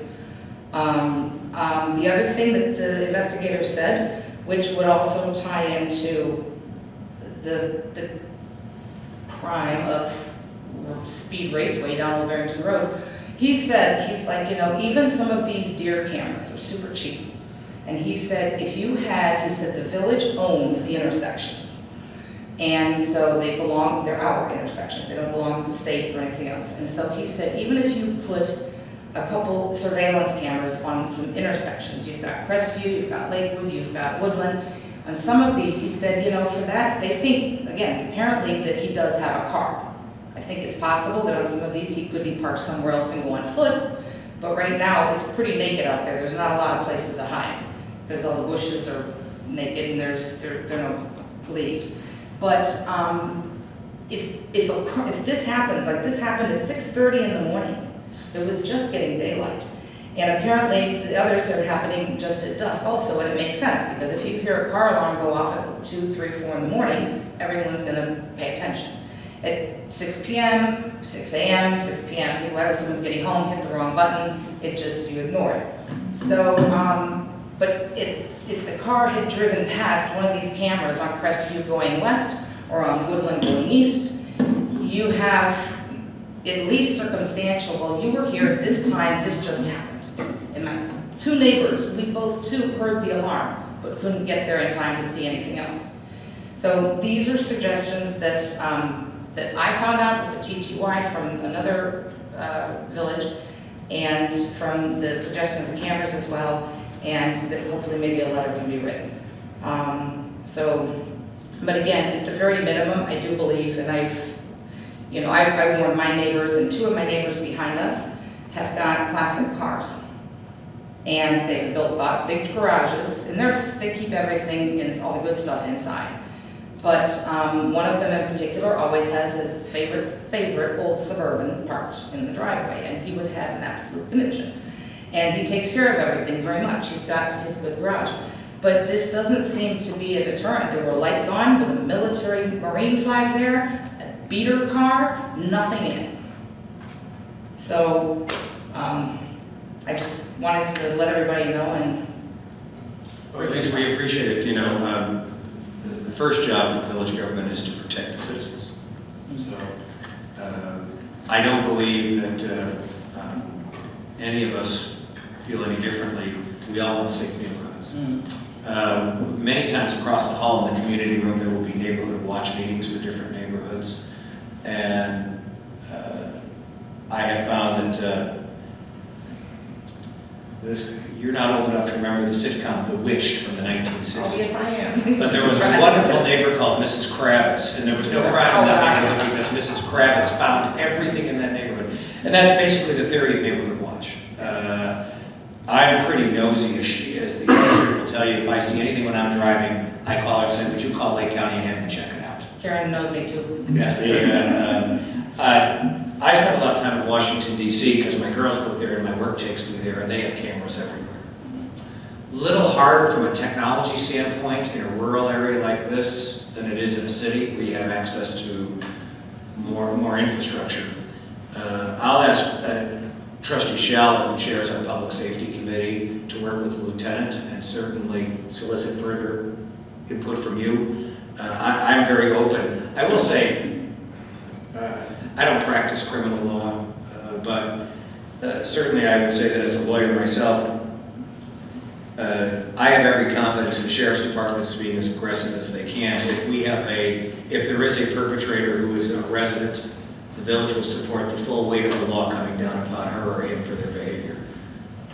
This is a law and order type of board and community. I think every judge worries about being overturned. Not simply because of their desire not to be overturned, but because it sends a signal. And so judges have to be damn careful, as do law enforcement officials. We have standards of probable cause, and they have been fought through the American courts for 200 years as to what defines probable cause now. Certainly the last 55 or 60 years, and since the Warren Court. And those are tough standards in many cases, especially if the judge who interprets them has a point of view that informs judicial reasoning.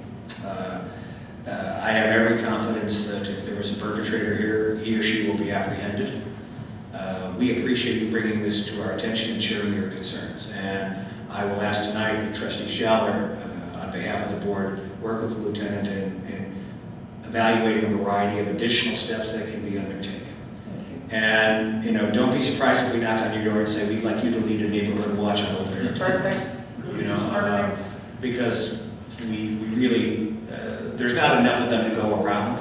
Right. And so the more we can inform people, the better off we are. We have the doorbell cameras too, and I like them because sometimes you just don't want to answer the door and you need to know what's going on outside. And it's usually a delivery person or the dry cleaner bringing the dry cleaning. I've had some vandalism in my house. It hasn't been the stolen Christmas. It's been the kids tearing up the lawn. And when I had daughters who were at the high school, I kind of figured out I knew what that was about. But my girls are long gone. And I don't think anybody's tearing up the lawn for my wife or for me, so I recognize that a crime is going to exist and we need to be vigilant. So thank you for being vigilant and for sharing your views. And Trustee Schaller, I'll ask that you get exchange information so that you guys can. Yeah, okay. So It's probably a good idea to talk to the and Detective personnel. Lieutenant, thank you. I'll ask Trustee Schaller also to work with you in kind of operationalizing those suggestions that are feasible and practicable. But there's no monopoly on wisdom here. We're all on the same team. Bad guys need to go to jail. I didn't think you knew enough. I appreciate it. I'm aware of some, I get some of the property crime reports that John gets as well and that Karen gets, but I hadn't, around the holidays I'm more aware of it, especially with the porch pirating stuff. They actually had a demonstration at one of the mayor's meetings of these companies that do these boxes that are booby traps. They're amazing. Yeah, I read about this. So, thank you for coming in and for sharing your point of view on this. Thank you. Thank you. Yeah. We're going to move like crazy through the consent agenda. Under number 7, we have 7A, the intergovernmental agreement for PACE. B, the winter conference for the administrator, and C, the special service area number 3 bond levy abatement. Are there any questions based on our prior conversation in executive session, or in, in committee of the whole? Okay, then there being none, Chair would like a motion to approve agenda items 7A through 7C as stated in the recommended action of the consent agenda. May I have that motion, please? So moved. Moved by Schaller, seconded by Mitchell. Thank you both, gentlemen. The clerk will please call the roll. Trustee Schaller. Yes. Trustee Mitchell. Yes. Trustee Burke. Yes. Trustee Perkins. Yes. Trustee Rigby. Aye. Trustee Thompson. Yes. President Richardson. Yes, thank you very much. Agenda item number 8 is the treasurer's report. Mr. Sturgeon. That Santa Claus find that grandchild of yours? Oh, yeah. He's the only grandchild on both Your sides of the Facebook family. posts are so much better now than you have this grandchild. Oh my gosh, he's a boy. No, he's the only grandchild on both sides. He's got collectively pride. 8 aunts and uncles and The pride, yeah. a lot of money to spend on. Yeah, wait till he's got competition, so anyways. You have before you the treasurer's report, which reviews for the 7 months ended November 30th, 2019. So like I said, we're 7 months into our fiscal year. We'll start on page 2 with the flash report. You'll see we have assets of $10,449,000. We've got current liabilities at $368,000, which our equities at $2,081,000. So our assets equal our liabilities plus our equities, so the balance sheet is in balance. That's always a good thing when you're an accountant. We'll go down and look at the revenues and the expenditures. So revenue for the first 7 months is $1,897,000, and our expenses are $1,584,000, leaving us revenue for the 7 months ended November 30th of $313,000. That compared to last year's number at this point, that number was $336,000, so we're actually very close at this point to where we were last year. We'll go to the, we kind of pull out those extraordinary items, as the bolded line on your flash report. Below there, we've pulled out some major expenditures, almost $53,000 for this year, and almost $25,000 for last year. Once we do that, we have our regular operations, net income or loss, $366,000 for this year, compared to $360,000 last year, which is pretty remarkable. We're actually trending very close. There's a lot of ups and downs in all the areas. It's hard to really pinpoint one thing. I will still mention we're still lagging behind last year's numbers for building permits. We're about $81,000 lagging, but we're making up for it in other areas. No real concern there. I don't think we're going to hit our budget number for that line item. Permit revenues, we're just not going to hit it. But I'm not really overly concerned about, in totality, how we're ending up the year. We're still 7 months, only 7 months into it. So, any questions? I guess we'll just flip quickly forward to pages 11 and 12. That's the budget to actual. Page 11 is our revenues. Get to that. We're about 63% actual to budget. That number's being pulled up. Our real estate taxes have been collected. We've got some miscellaneous income that pulled it up a little bit. And then our expenditures on page 12 are 49% actual to budget. So trending pretty close to where we should be. There's no major surprises to mention. It was actually a relatively light month for expenditures and for the warrants this month as well. Any questions I can answer on the general fund? Okay, we'll go to page 13, look at the Motorfield Tax Fund. Currently that fund has $350,000 in current assets. It's the 4th month in a row we received 2 distributions from the state. The TRF, the Transportation Renewal Fund, and the Motorfield Tax Fund. This is the highest we've received to date. This month we've almost $18,600 between the two, which is, if you look at that page 15, just out of curiosity. Times have changed.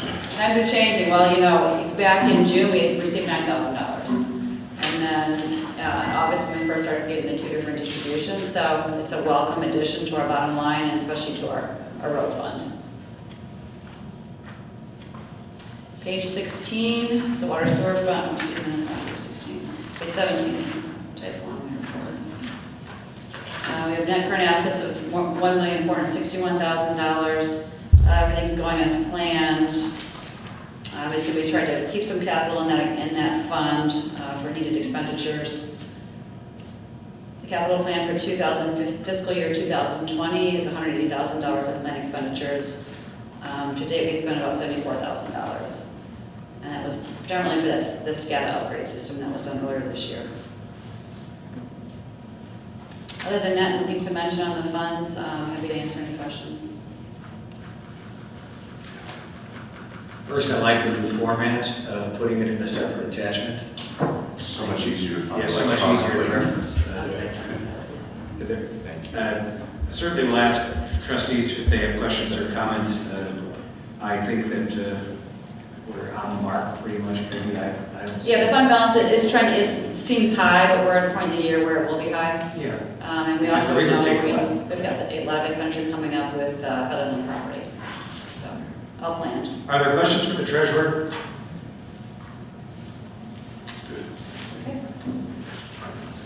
Move on to the accounts payable to the warrants. Those have all been reviewed. They're here for your approval.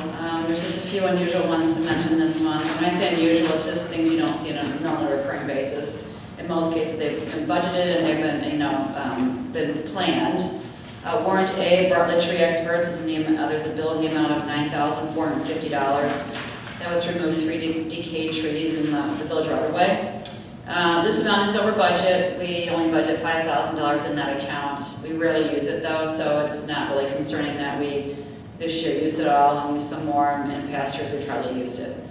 HR Green, there's a invoice there in the amount of $2,887, and that's for engineering work related to the crack sealing program, which was done earlier this year.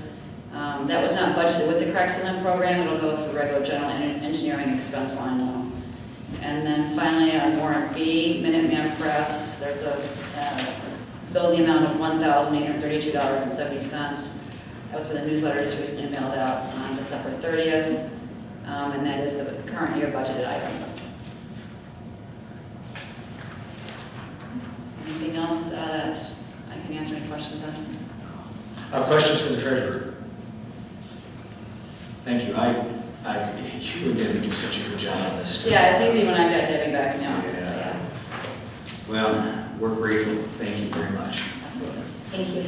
Thank you. Chair would like a motion in law to approve agenda items A to A, B, and C. A, approve the financial statements as of November 30, 2019. B, pay bills in the amount of $193,884.01 as listed on the accounts payable warrant A dated January 7, 2020. And C, pay bills in the amount of $14,527.66 as listed on the accounts payable warrant B dated January 7, 2020. May I have a motion to approve? So moved. By Trustee Rugby, seconded by Trustee Mitchell. Thank you both. Clerk will please call the roll. Trustee Rigby? Aye.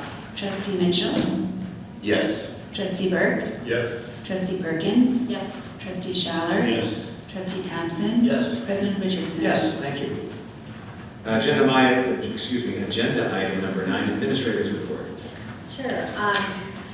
The IEPA recently approved the notice that has been included in the water bills for Pepper Road Business Park regarding lead in drinking water. The bills were being sent starting on January 3rd.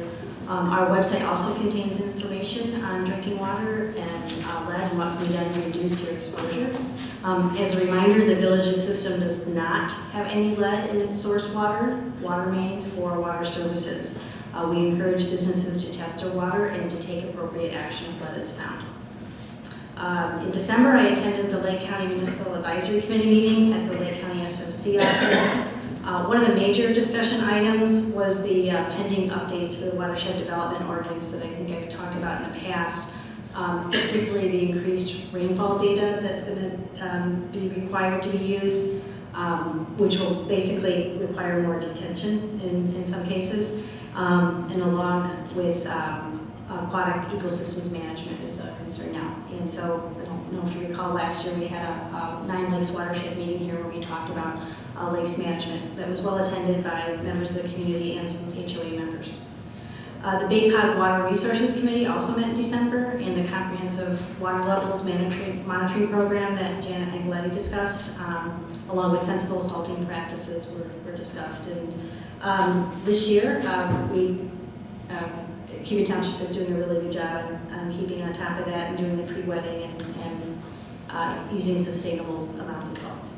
So, The iron filter removal tank painting project of 2018 had their final warranty inspection of the 2 media filters performed in December. I know you guys are all excited about that. But Dixon Engineering did the inspections, and all of the coating work on the inside and out are in good order for both media filters. And so they gave the okay for us to release their bonds. So it's all good. Thank you. Questions from the administrator? There being none, we can move to agenda item number 10, the clerk's report. I actually have just 2 quick items. The Village Hall office will be closed January 20th in observance of Martin Luther King Jr. Day. And Waste Management will be doing their Christmas tree pickup on January 15th. Good, thank you. Questions for the clerk? The standing committees, A and D are mine, and I have no real report this month. B, Community Relations, Special Events, and Veterans Affairs, Trustee Thompson. Thank you, Mr. President. Perfect. I would like to begin by commending Village Administrator Karen Dalton-Lang for her excellent work in the trenches, so to speak. In all the work she's done to make our village music night successful, and for her work with ComEd and Carbon Day Automotive in our continuing efforts on behalf of my goal to bring an EV charging station to the village, which would thereby give us some additional positive brand exposure. If I may interrupt, going to search for bands and going to all the honky tonks to find a good band, it's been a rough assignment. Somebody's got to do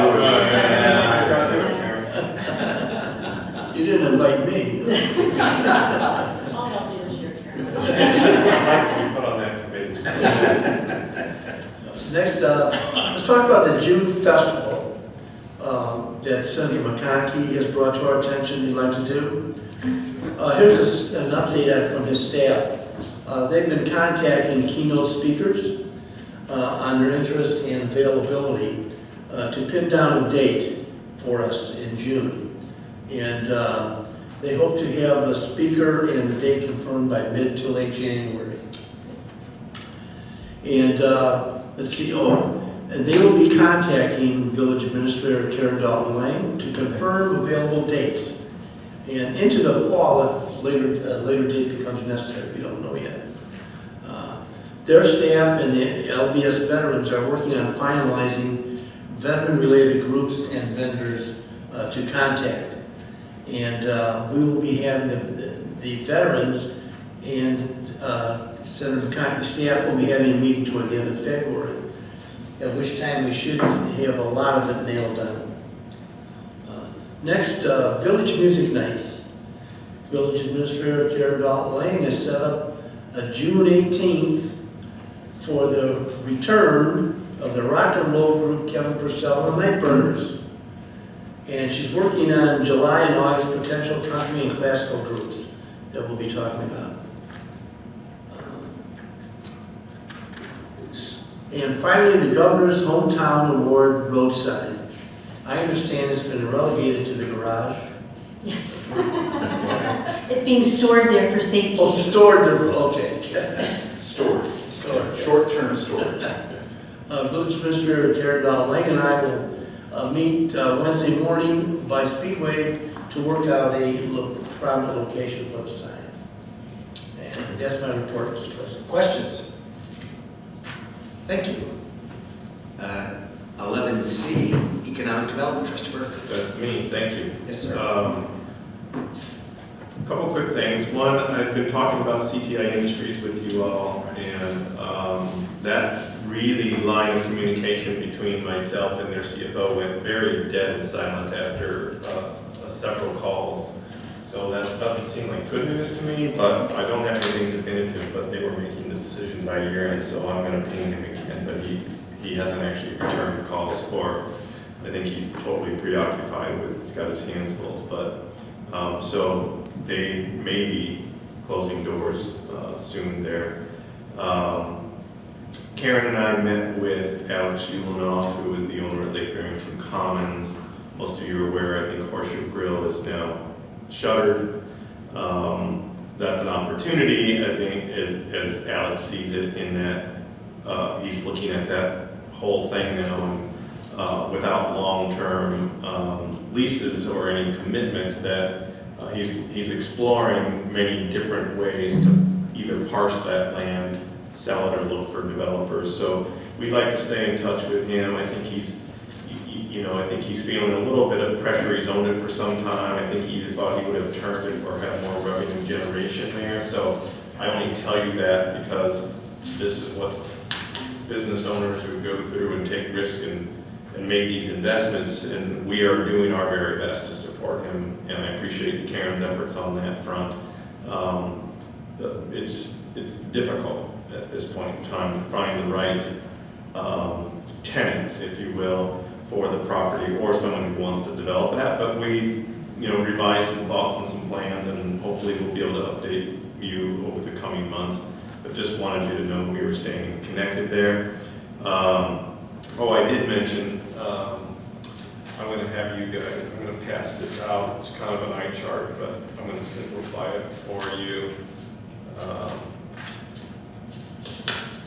to that way and the rest this way. We mentioned to you that we had commissioned a study, a hotel trend study in the region.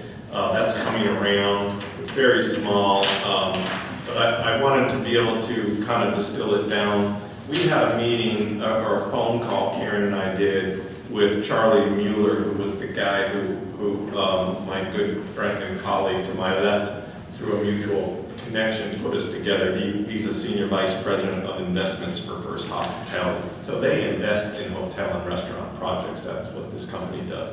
He is the one who said, look, I'm going to save you a lot of money, and I'm going to have you commission this $600 study. That's a hotel trend study. That is what's in front of you. So I'm going to just make this really simple. A couple of things. In the upper left-hand corner, let's start in the lower right-hand corner. So the comp set, you see there are 7 hotels or motels, if you will, that we selected in the area that we thought were comparable to what we might be looking at and represented a good cross-section of sort of mainstream hotels in the area. So that's our set that we used, and this is where all the statistics come from. So if you go to the upper left-hand corner, the first one is occupancy. So what this report does is show you a trend, right? So it shows you year over year occupancy rates. Now you'll see there's some discontinuity that was created in 2010 because that was when both the Holiday Inn Express and the Hampton Inn Deer Park were, interestingly enough, both built right around the same time. So it does 2 things. It spikes supply, but it also spikes demand. And hoteliers will tell you, if you build it, they will come to a certain degree. So by building those, it actually spiked because now suddenly people are like, oh, we come to do business or do what, and we have a place to stay that's in Deer Park or whatnot. He also said those new hotels, the shiny new penny, they always get a disproportionate high occupancy because people like new. I mean, you all kind of know your own practices, and you're sort of familiar. You go to a place that looks tired, and Holiday Inn Express can change a lot over 10 years, in terms of how tired it looks. So that really put a spike in things, and then it's kind of settled in. So if you look at occupancy right now, I mean, we've averaged 54%, and in 2019, these 7 have averaged almost 59%. National average is 65%, okay? So, and then I'm going to give you another statistics that puts it in better perspective. The second one, ADR, so that's the average daily rate, okay? So that tells you on average what these 7 different locales get on a room rate. So you can see in average over the period it's 87. In 2019, it's only 91, and you actually see it's dropping a little bit. So it's not like these hotels are being able to increase their rates, and that tells you a lot about occupancy. That's the whole game. But RevPAR is a really cool statistic. So all RevPAR does is take the average daily rate and it multiplies it by the percentage of occupancy, and it kind of then tells you on average, right? There's a number for the entire year that you're going to average in terms of revenue, which is 53%, right? So that's just taking the 91% times the $91 times the 58%, and it gives you a number, okay? So this is the one that's really cool. So the So the national average for RevPAR is greater than 100, okay? So we're almost half the national average with these 7 chains. So that was Excuse me, what is the average national again? over 100, Over 100? and our number is 53. Wow. Okay. Charlie said a developer looking to put a hotel in would say the minimum RevPAR they'd like to see for the area would be 75, okay? So we have a pretty big gap. So I'll even dimensionalize the gap for you a little bit more. This is where numbers get kind of fun, and this is our learning. Numbers are fun. I sound like my math teacher. Where we're learning, right? Every day we're learning like the lingo, and we're learning how stuff works, but it's kind of cool when you can connect the dots. So basically what he said is, look, new construction of a hotel like these that we're talking about is anywhere between $140,000 and $150,000 per room. You're likely looking at about a 60-room hotel. So you're likely looking at something that's going to be in the $8 to $9 million price range to build.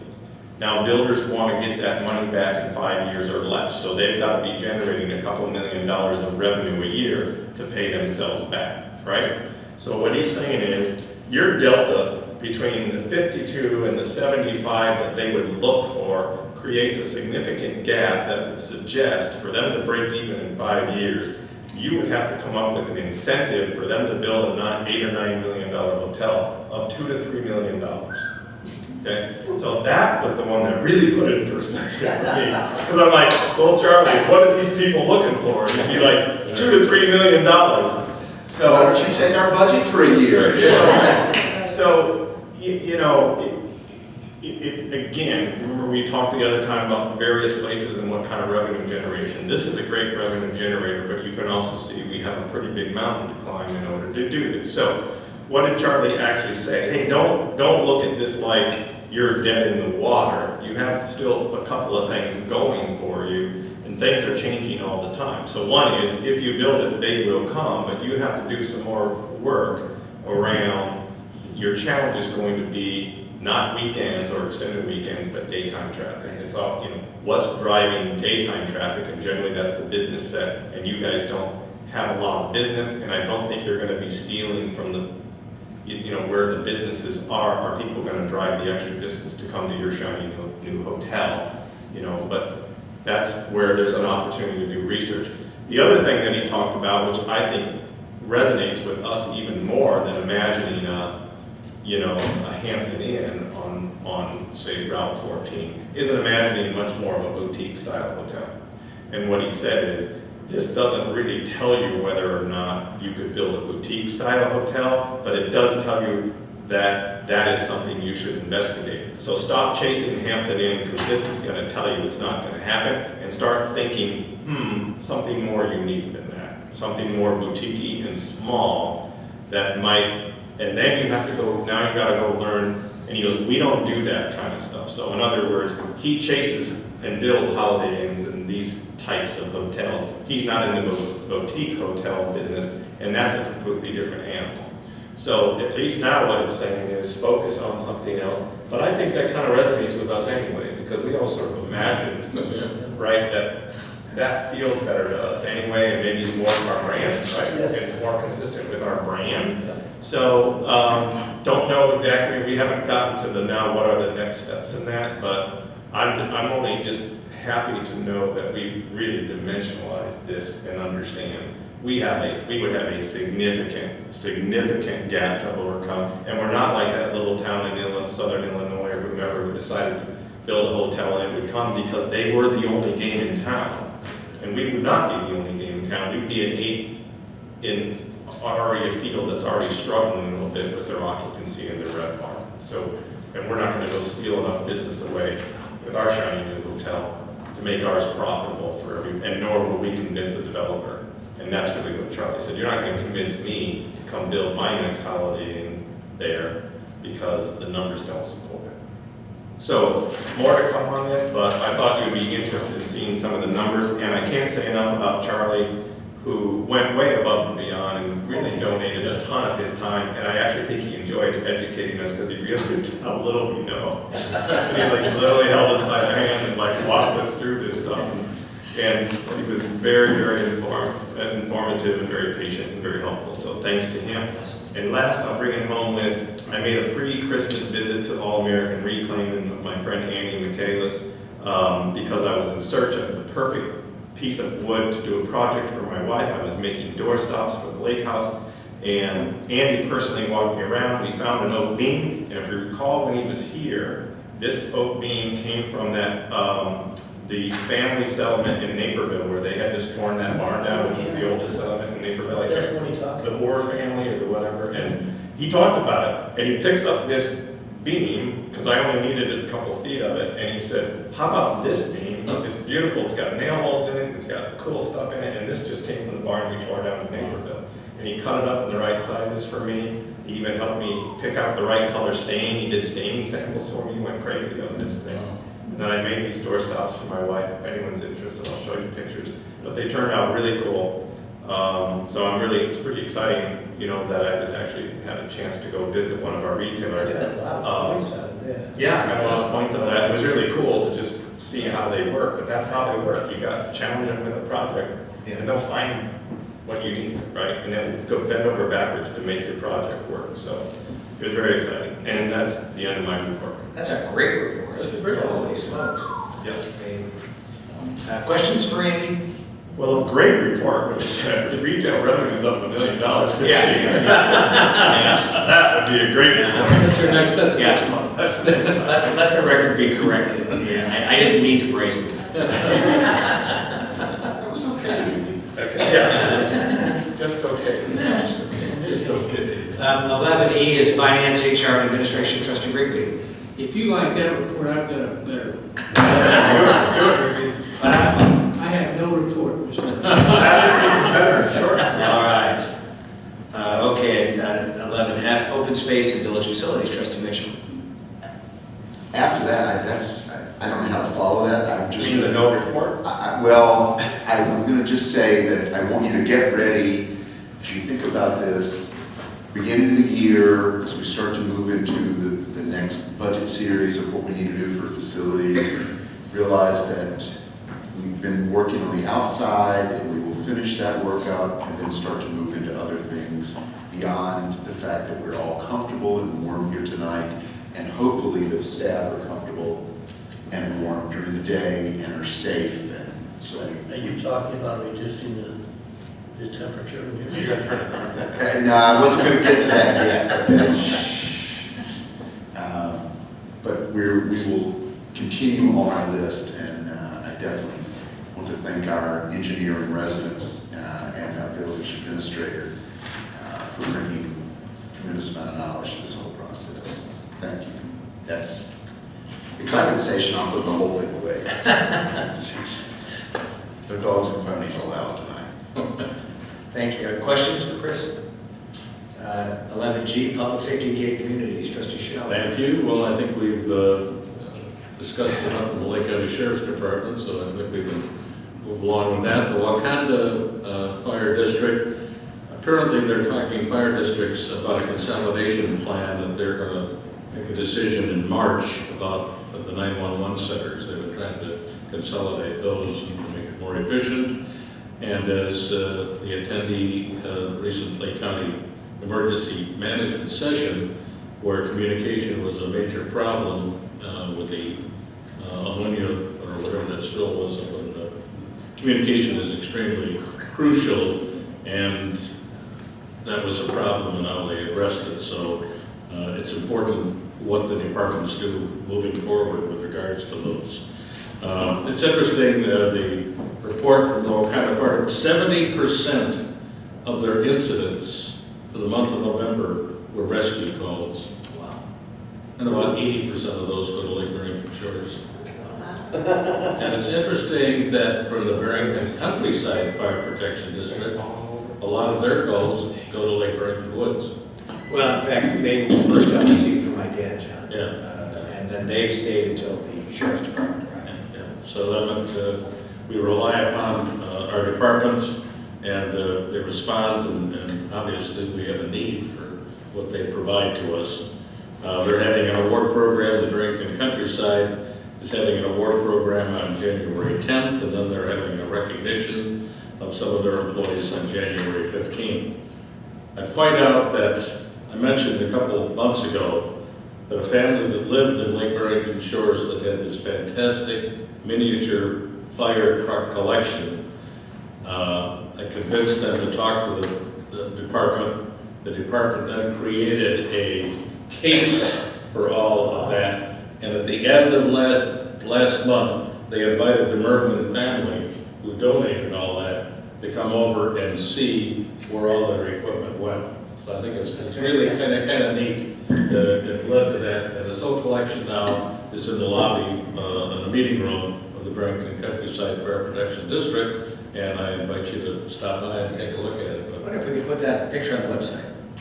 I can send you the email. Yeah. Yeah, okay.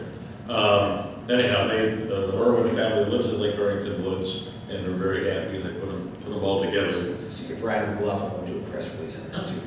Whatever, yeah, I've got the email on that. Tall grass, obviously, it's a little quiet going these days with their 4 inventory homes, 1 ranch home, and new construction, but this time of year it gets really quiet, as evidenced by the fact there are only 28 active listings in Lake Barrington Shores right now in the market among the 1,317.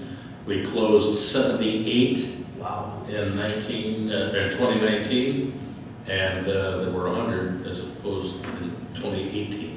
Average sale price is about the same as far as that goes. the Super Bowl. Huh? Wait Wait, for the Super Bowl. John, quick question on Tallgrass. How many homes are now in Tallgrass total, you know? It's about 10 or 12, 13, something like that total. That are currently? And then they have 5 kind of specs that are available. Okay, because there's 7. And they've been selling some, I don't know exactly, there are some lots that are also under contract too, so they will be talking about building permits. I would hope that would. I was under the impression it was more than that, but because there's 70 some lots in there, right? There are 100, once upon a time between the north and the south. 70, but I don't know why 70. What comes to my mind is around 50 left, so I don't. What? There are 50. Yeah. But you're reading homes to be built. Oh, yeah, but I'll find out for sure, report.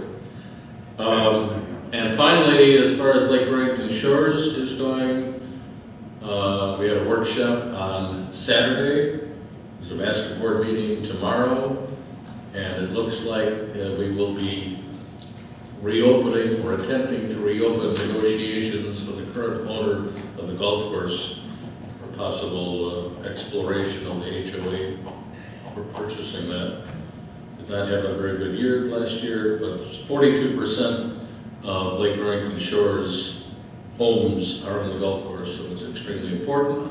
And even though the village has an ordinance or a resolution which says that the property needs to be maintained, even if it was abandoned, the fact of the matter is, if somebody walks away from it, we're going to try to take legal action to try to get it taken care of. So, and you've seen on 176, that old golf course that is just east of Wakanda, how rapidly a golf course can deteriorate if not maintained. What golf course is that? 4 Winds. 4 Winds. 4 Winds.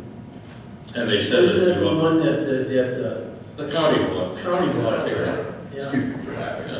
Yeah, but, and they'll say green will deteriorate in a couple of months if not maintained. It costs you an exorbitant amount of money to restore it back. Yeah. So, we'll see what will happen in regards to that, and my report. Thank you. Roads and infrastructure, Trustee Perkins. Yes, all I have is this Friday, Karen and I are going to go on she's going to take me on a guided tour through the roads of Lake Barrington Oh, welcome to my neighborhood. Come by my house, I'll show you my road. Lock the car. Listen to Says that. everyone. That's all. Thank you. Agenda item 12 are ordinances. We've got 3 tonight. 12A is compensation of the village administrator. B, employee policy manual updates. And C, an ordinance authorizing the sale of surplus property. In the committee of the whole, we went through these items. I think we're all in agreement with them. I beg your pardon? Great, that's what I was hoping you'd say. And I think we all have said tonight, expressed our own appreciation for the administrator's outstanding work. I mentioned this in executive, but I want to state it on the record of the public. Karen and I began in village government together in 1999, 20 years ago. And it's been a fabulous partnership. If there's ever a model case of complementary skills, we are it. She is even-tempered and I'm nuts. She's an engineer and logical. I'm a political operative, but logic doesn't really include me. Yeah, we both have pretty good memories, and so we look out for each other, but we have the ability to challenge each other. There aren't many people who give me to change my mind, but a couple of them are sitting on this board, and she's one. She's a great partner. Her integrity and her sense of honor is beyond question. At a time when so many people are skeptical of government, it's great to know that we don't have that problem. I got to tell you, if somebody can get something by Karen and Debbie and Peggy, holy smokes. Forget about it. So I am pleased that we can do this in block, but everybody has made some nice comments, but I'm certainly willing to entertain further board comments on 12A before we move to the other two. Trustee Mitchell, anything you'd like to add? Just in wow. That's it. Thank you, Karen. Trustee Thompson. I don't know what Justin wants. It's related to Justin Bieber. Even better. It's higher. Thank you, Mr. President. I believe that I expressed my appreciation for village administrator during our committee of the whole meeting, and I'd just like to emphasize that. Thank you. You're welcome. Trustee Burke. Overall, thanks for your support. What we all really appreciate and don't take for granted is the quickly returned phone calls and emails and those sort of things. Believe me, we don't take that for granted at all. Mostly the work that you've done on the economic development side, not to spoil anything, but looking forward, I think revenue generation is going to be an area of opportunity for us all. So we'll look forward to continuing to partner with you on that. Thank you. Trustee Shallow. One word, we're fortunate. Thank you. No, it's two words. Okay, Trustee Burke. Just fortunate. 2 words. Wait. And chairperson Rigby, since you chair the committee. Oh, well, I just want Karen your fund a little bit. Thanks.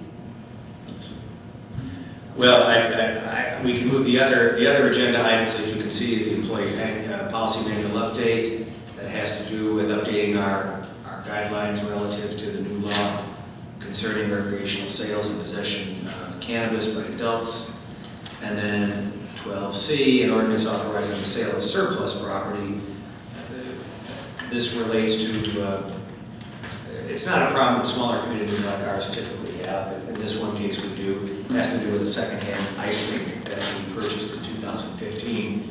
But circumstances have just not allowed us to effectuate its use, so we have an opportunity to donate this to another municipality and free up much needed space in the shed at Friar Farm. So with those three, and Lisa, I'm going to ask you to give me the ordinance numbers for 12A. 2, 12B. 3, And 12C. 4. Great. Chair would like a motion to approve in block agenda items 12A. A motion to approve ordinance number 2020-0-2 regarding village administrator's compensation. 12B. Motion to approve ordinance 2020-03, an ordinance amending the Lake Barrington Village Code, Chapter 6, Municipal Officers and Employees, Title I, Administration, and adoption of amended and restated employee manual. And 12C, motion to approve ordinance number 2020-0-4, an ordinance allowing the ice rink to be donated to the municipality. May I have a motion to block? So moved. Second. Moved by Trustee Mitchell, seconded by Trustee Thompson. Thank you both. Clerk will please call the roll. Trustee Mitchell. Yes. Trustee Thompson. Yes. Trustee Burke. Yes. Trustee Perkins. Yes. Trustee Rigby. Aye. Trustee Schaller. Yes. President Richardson. Yes, ma'am. There are no resolutions. Under new business, I only have one thing, and at least you may have sent this out. I've not been following email the last couple of days closely. I want to pull us together with all the other village leadership, the plan commissions, the ethics commissioners, everybody who volunteers, for kind of a let's get caught up meeting and really make sure that we share with them the vision for the community. You'll recall the PowerPoints that we've created for this based on the branding work that Jim has helped lead with Andy. I'm looking at February 1st or February 8th. I thought we'd do it on a Saturday morning, start about 8:30 and end at 10:30. Lisa, are you doing a poll by email of everybody in village leadership on this? Or? Yeah, did you get the final yet? No, I sent you a. Well, see, you trusted me to get something done. That's a Shouldn't do that. So- I will stay here after this and I will finish it. Okay. Thank you. But that's the only other thing I want to, I'm the prince of bottlenecks. Don't flatter yourself. Yeah. What's that about volleyball? Dodgeball. That's right. Yep. You wonder why I got an attitude. Agenda item 15, second opportunity in the agenda for the public to address the village board. There's no need for a closed session or other, so my favorite motion to adjourn. So moved. Scheller, second by Mitchell. All those in favor? Aye.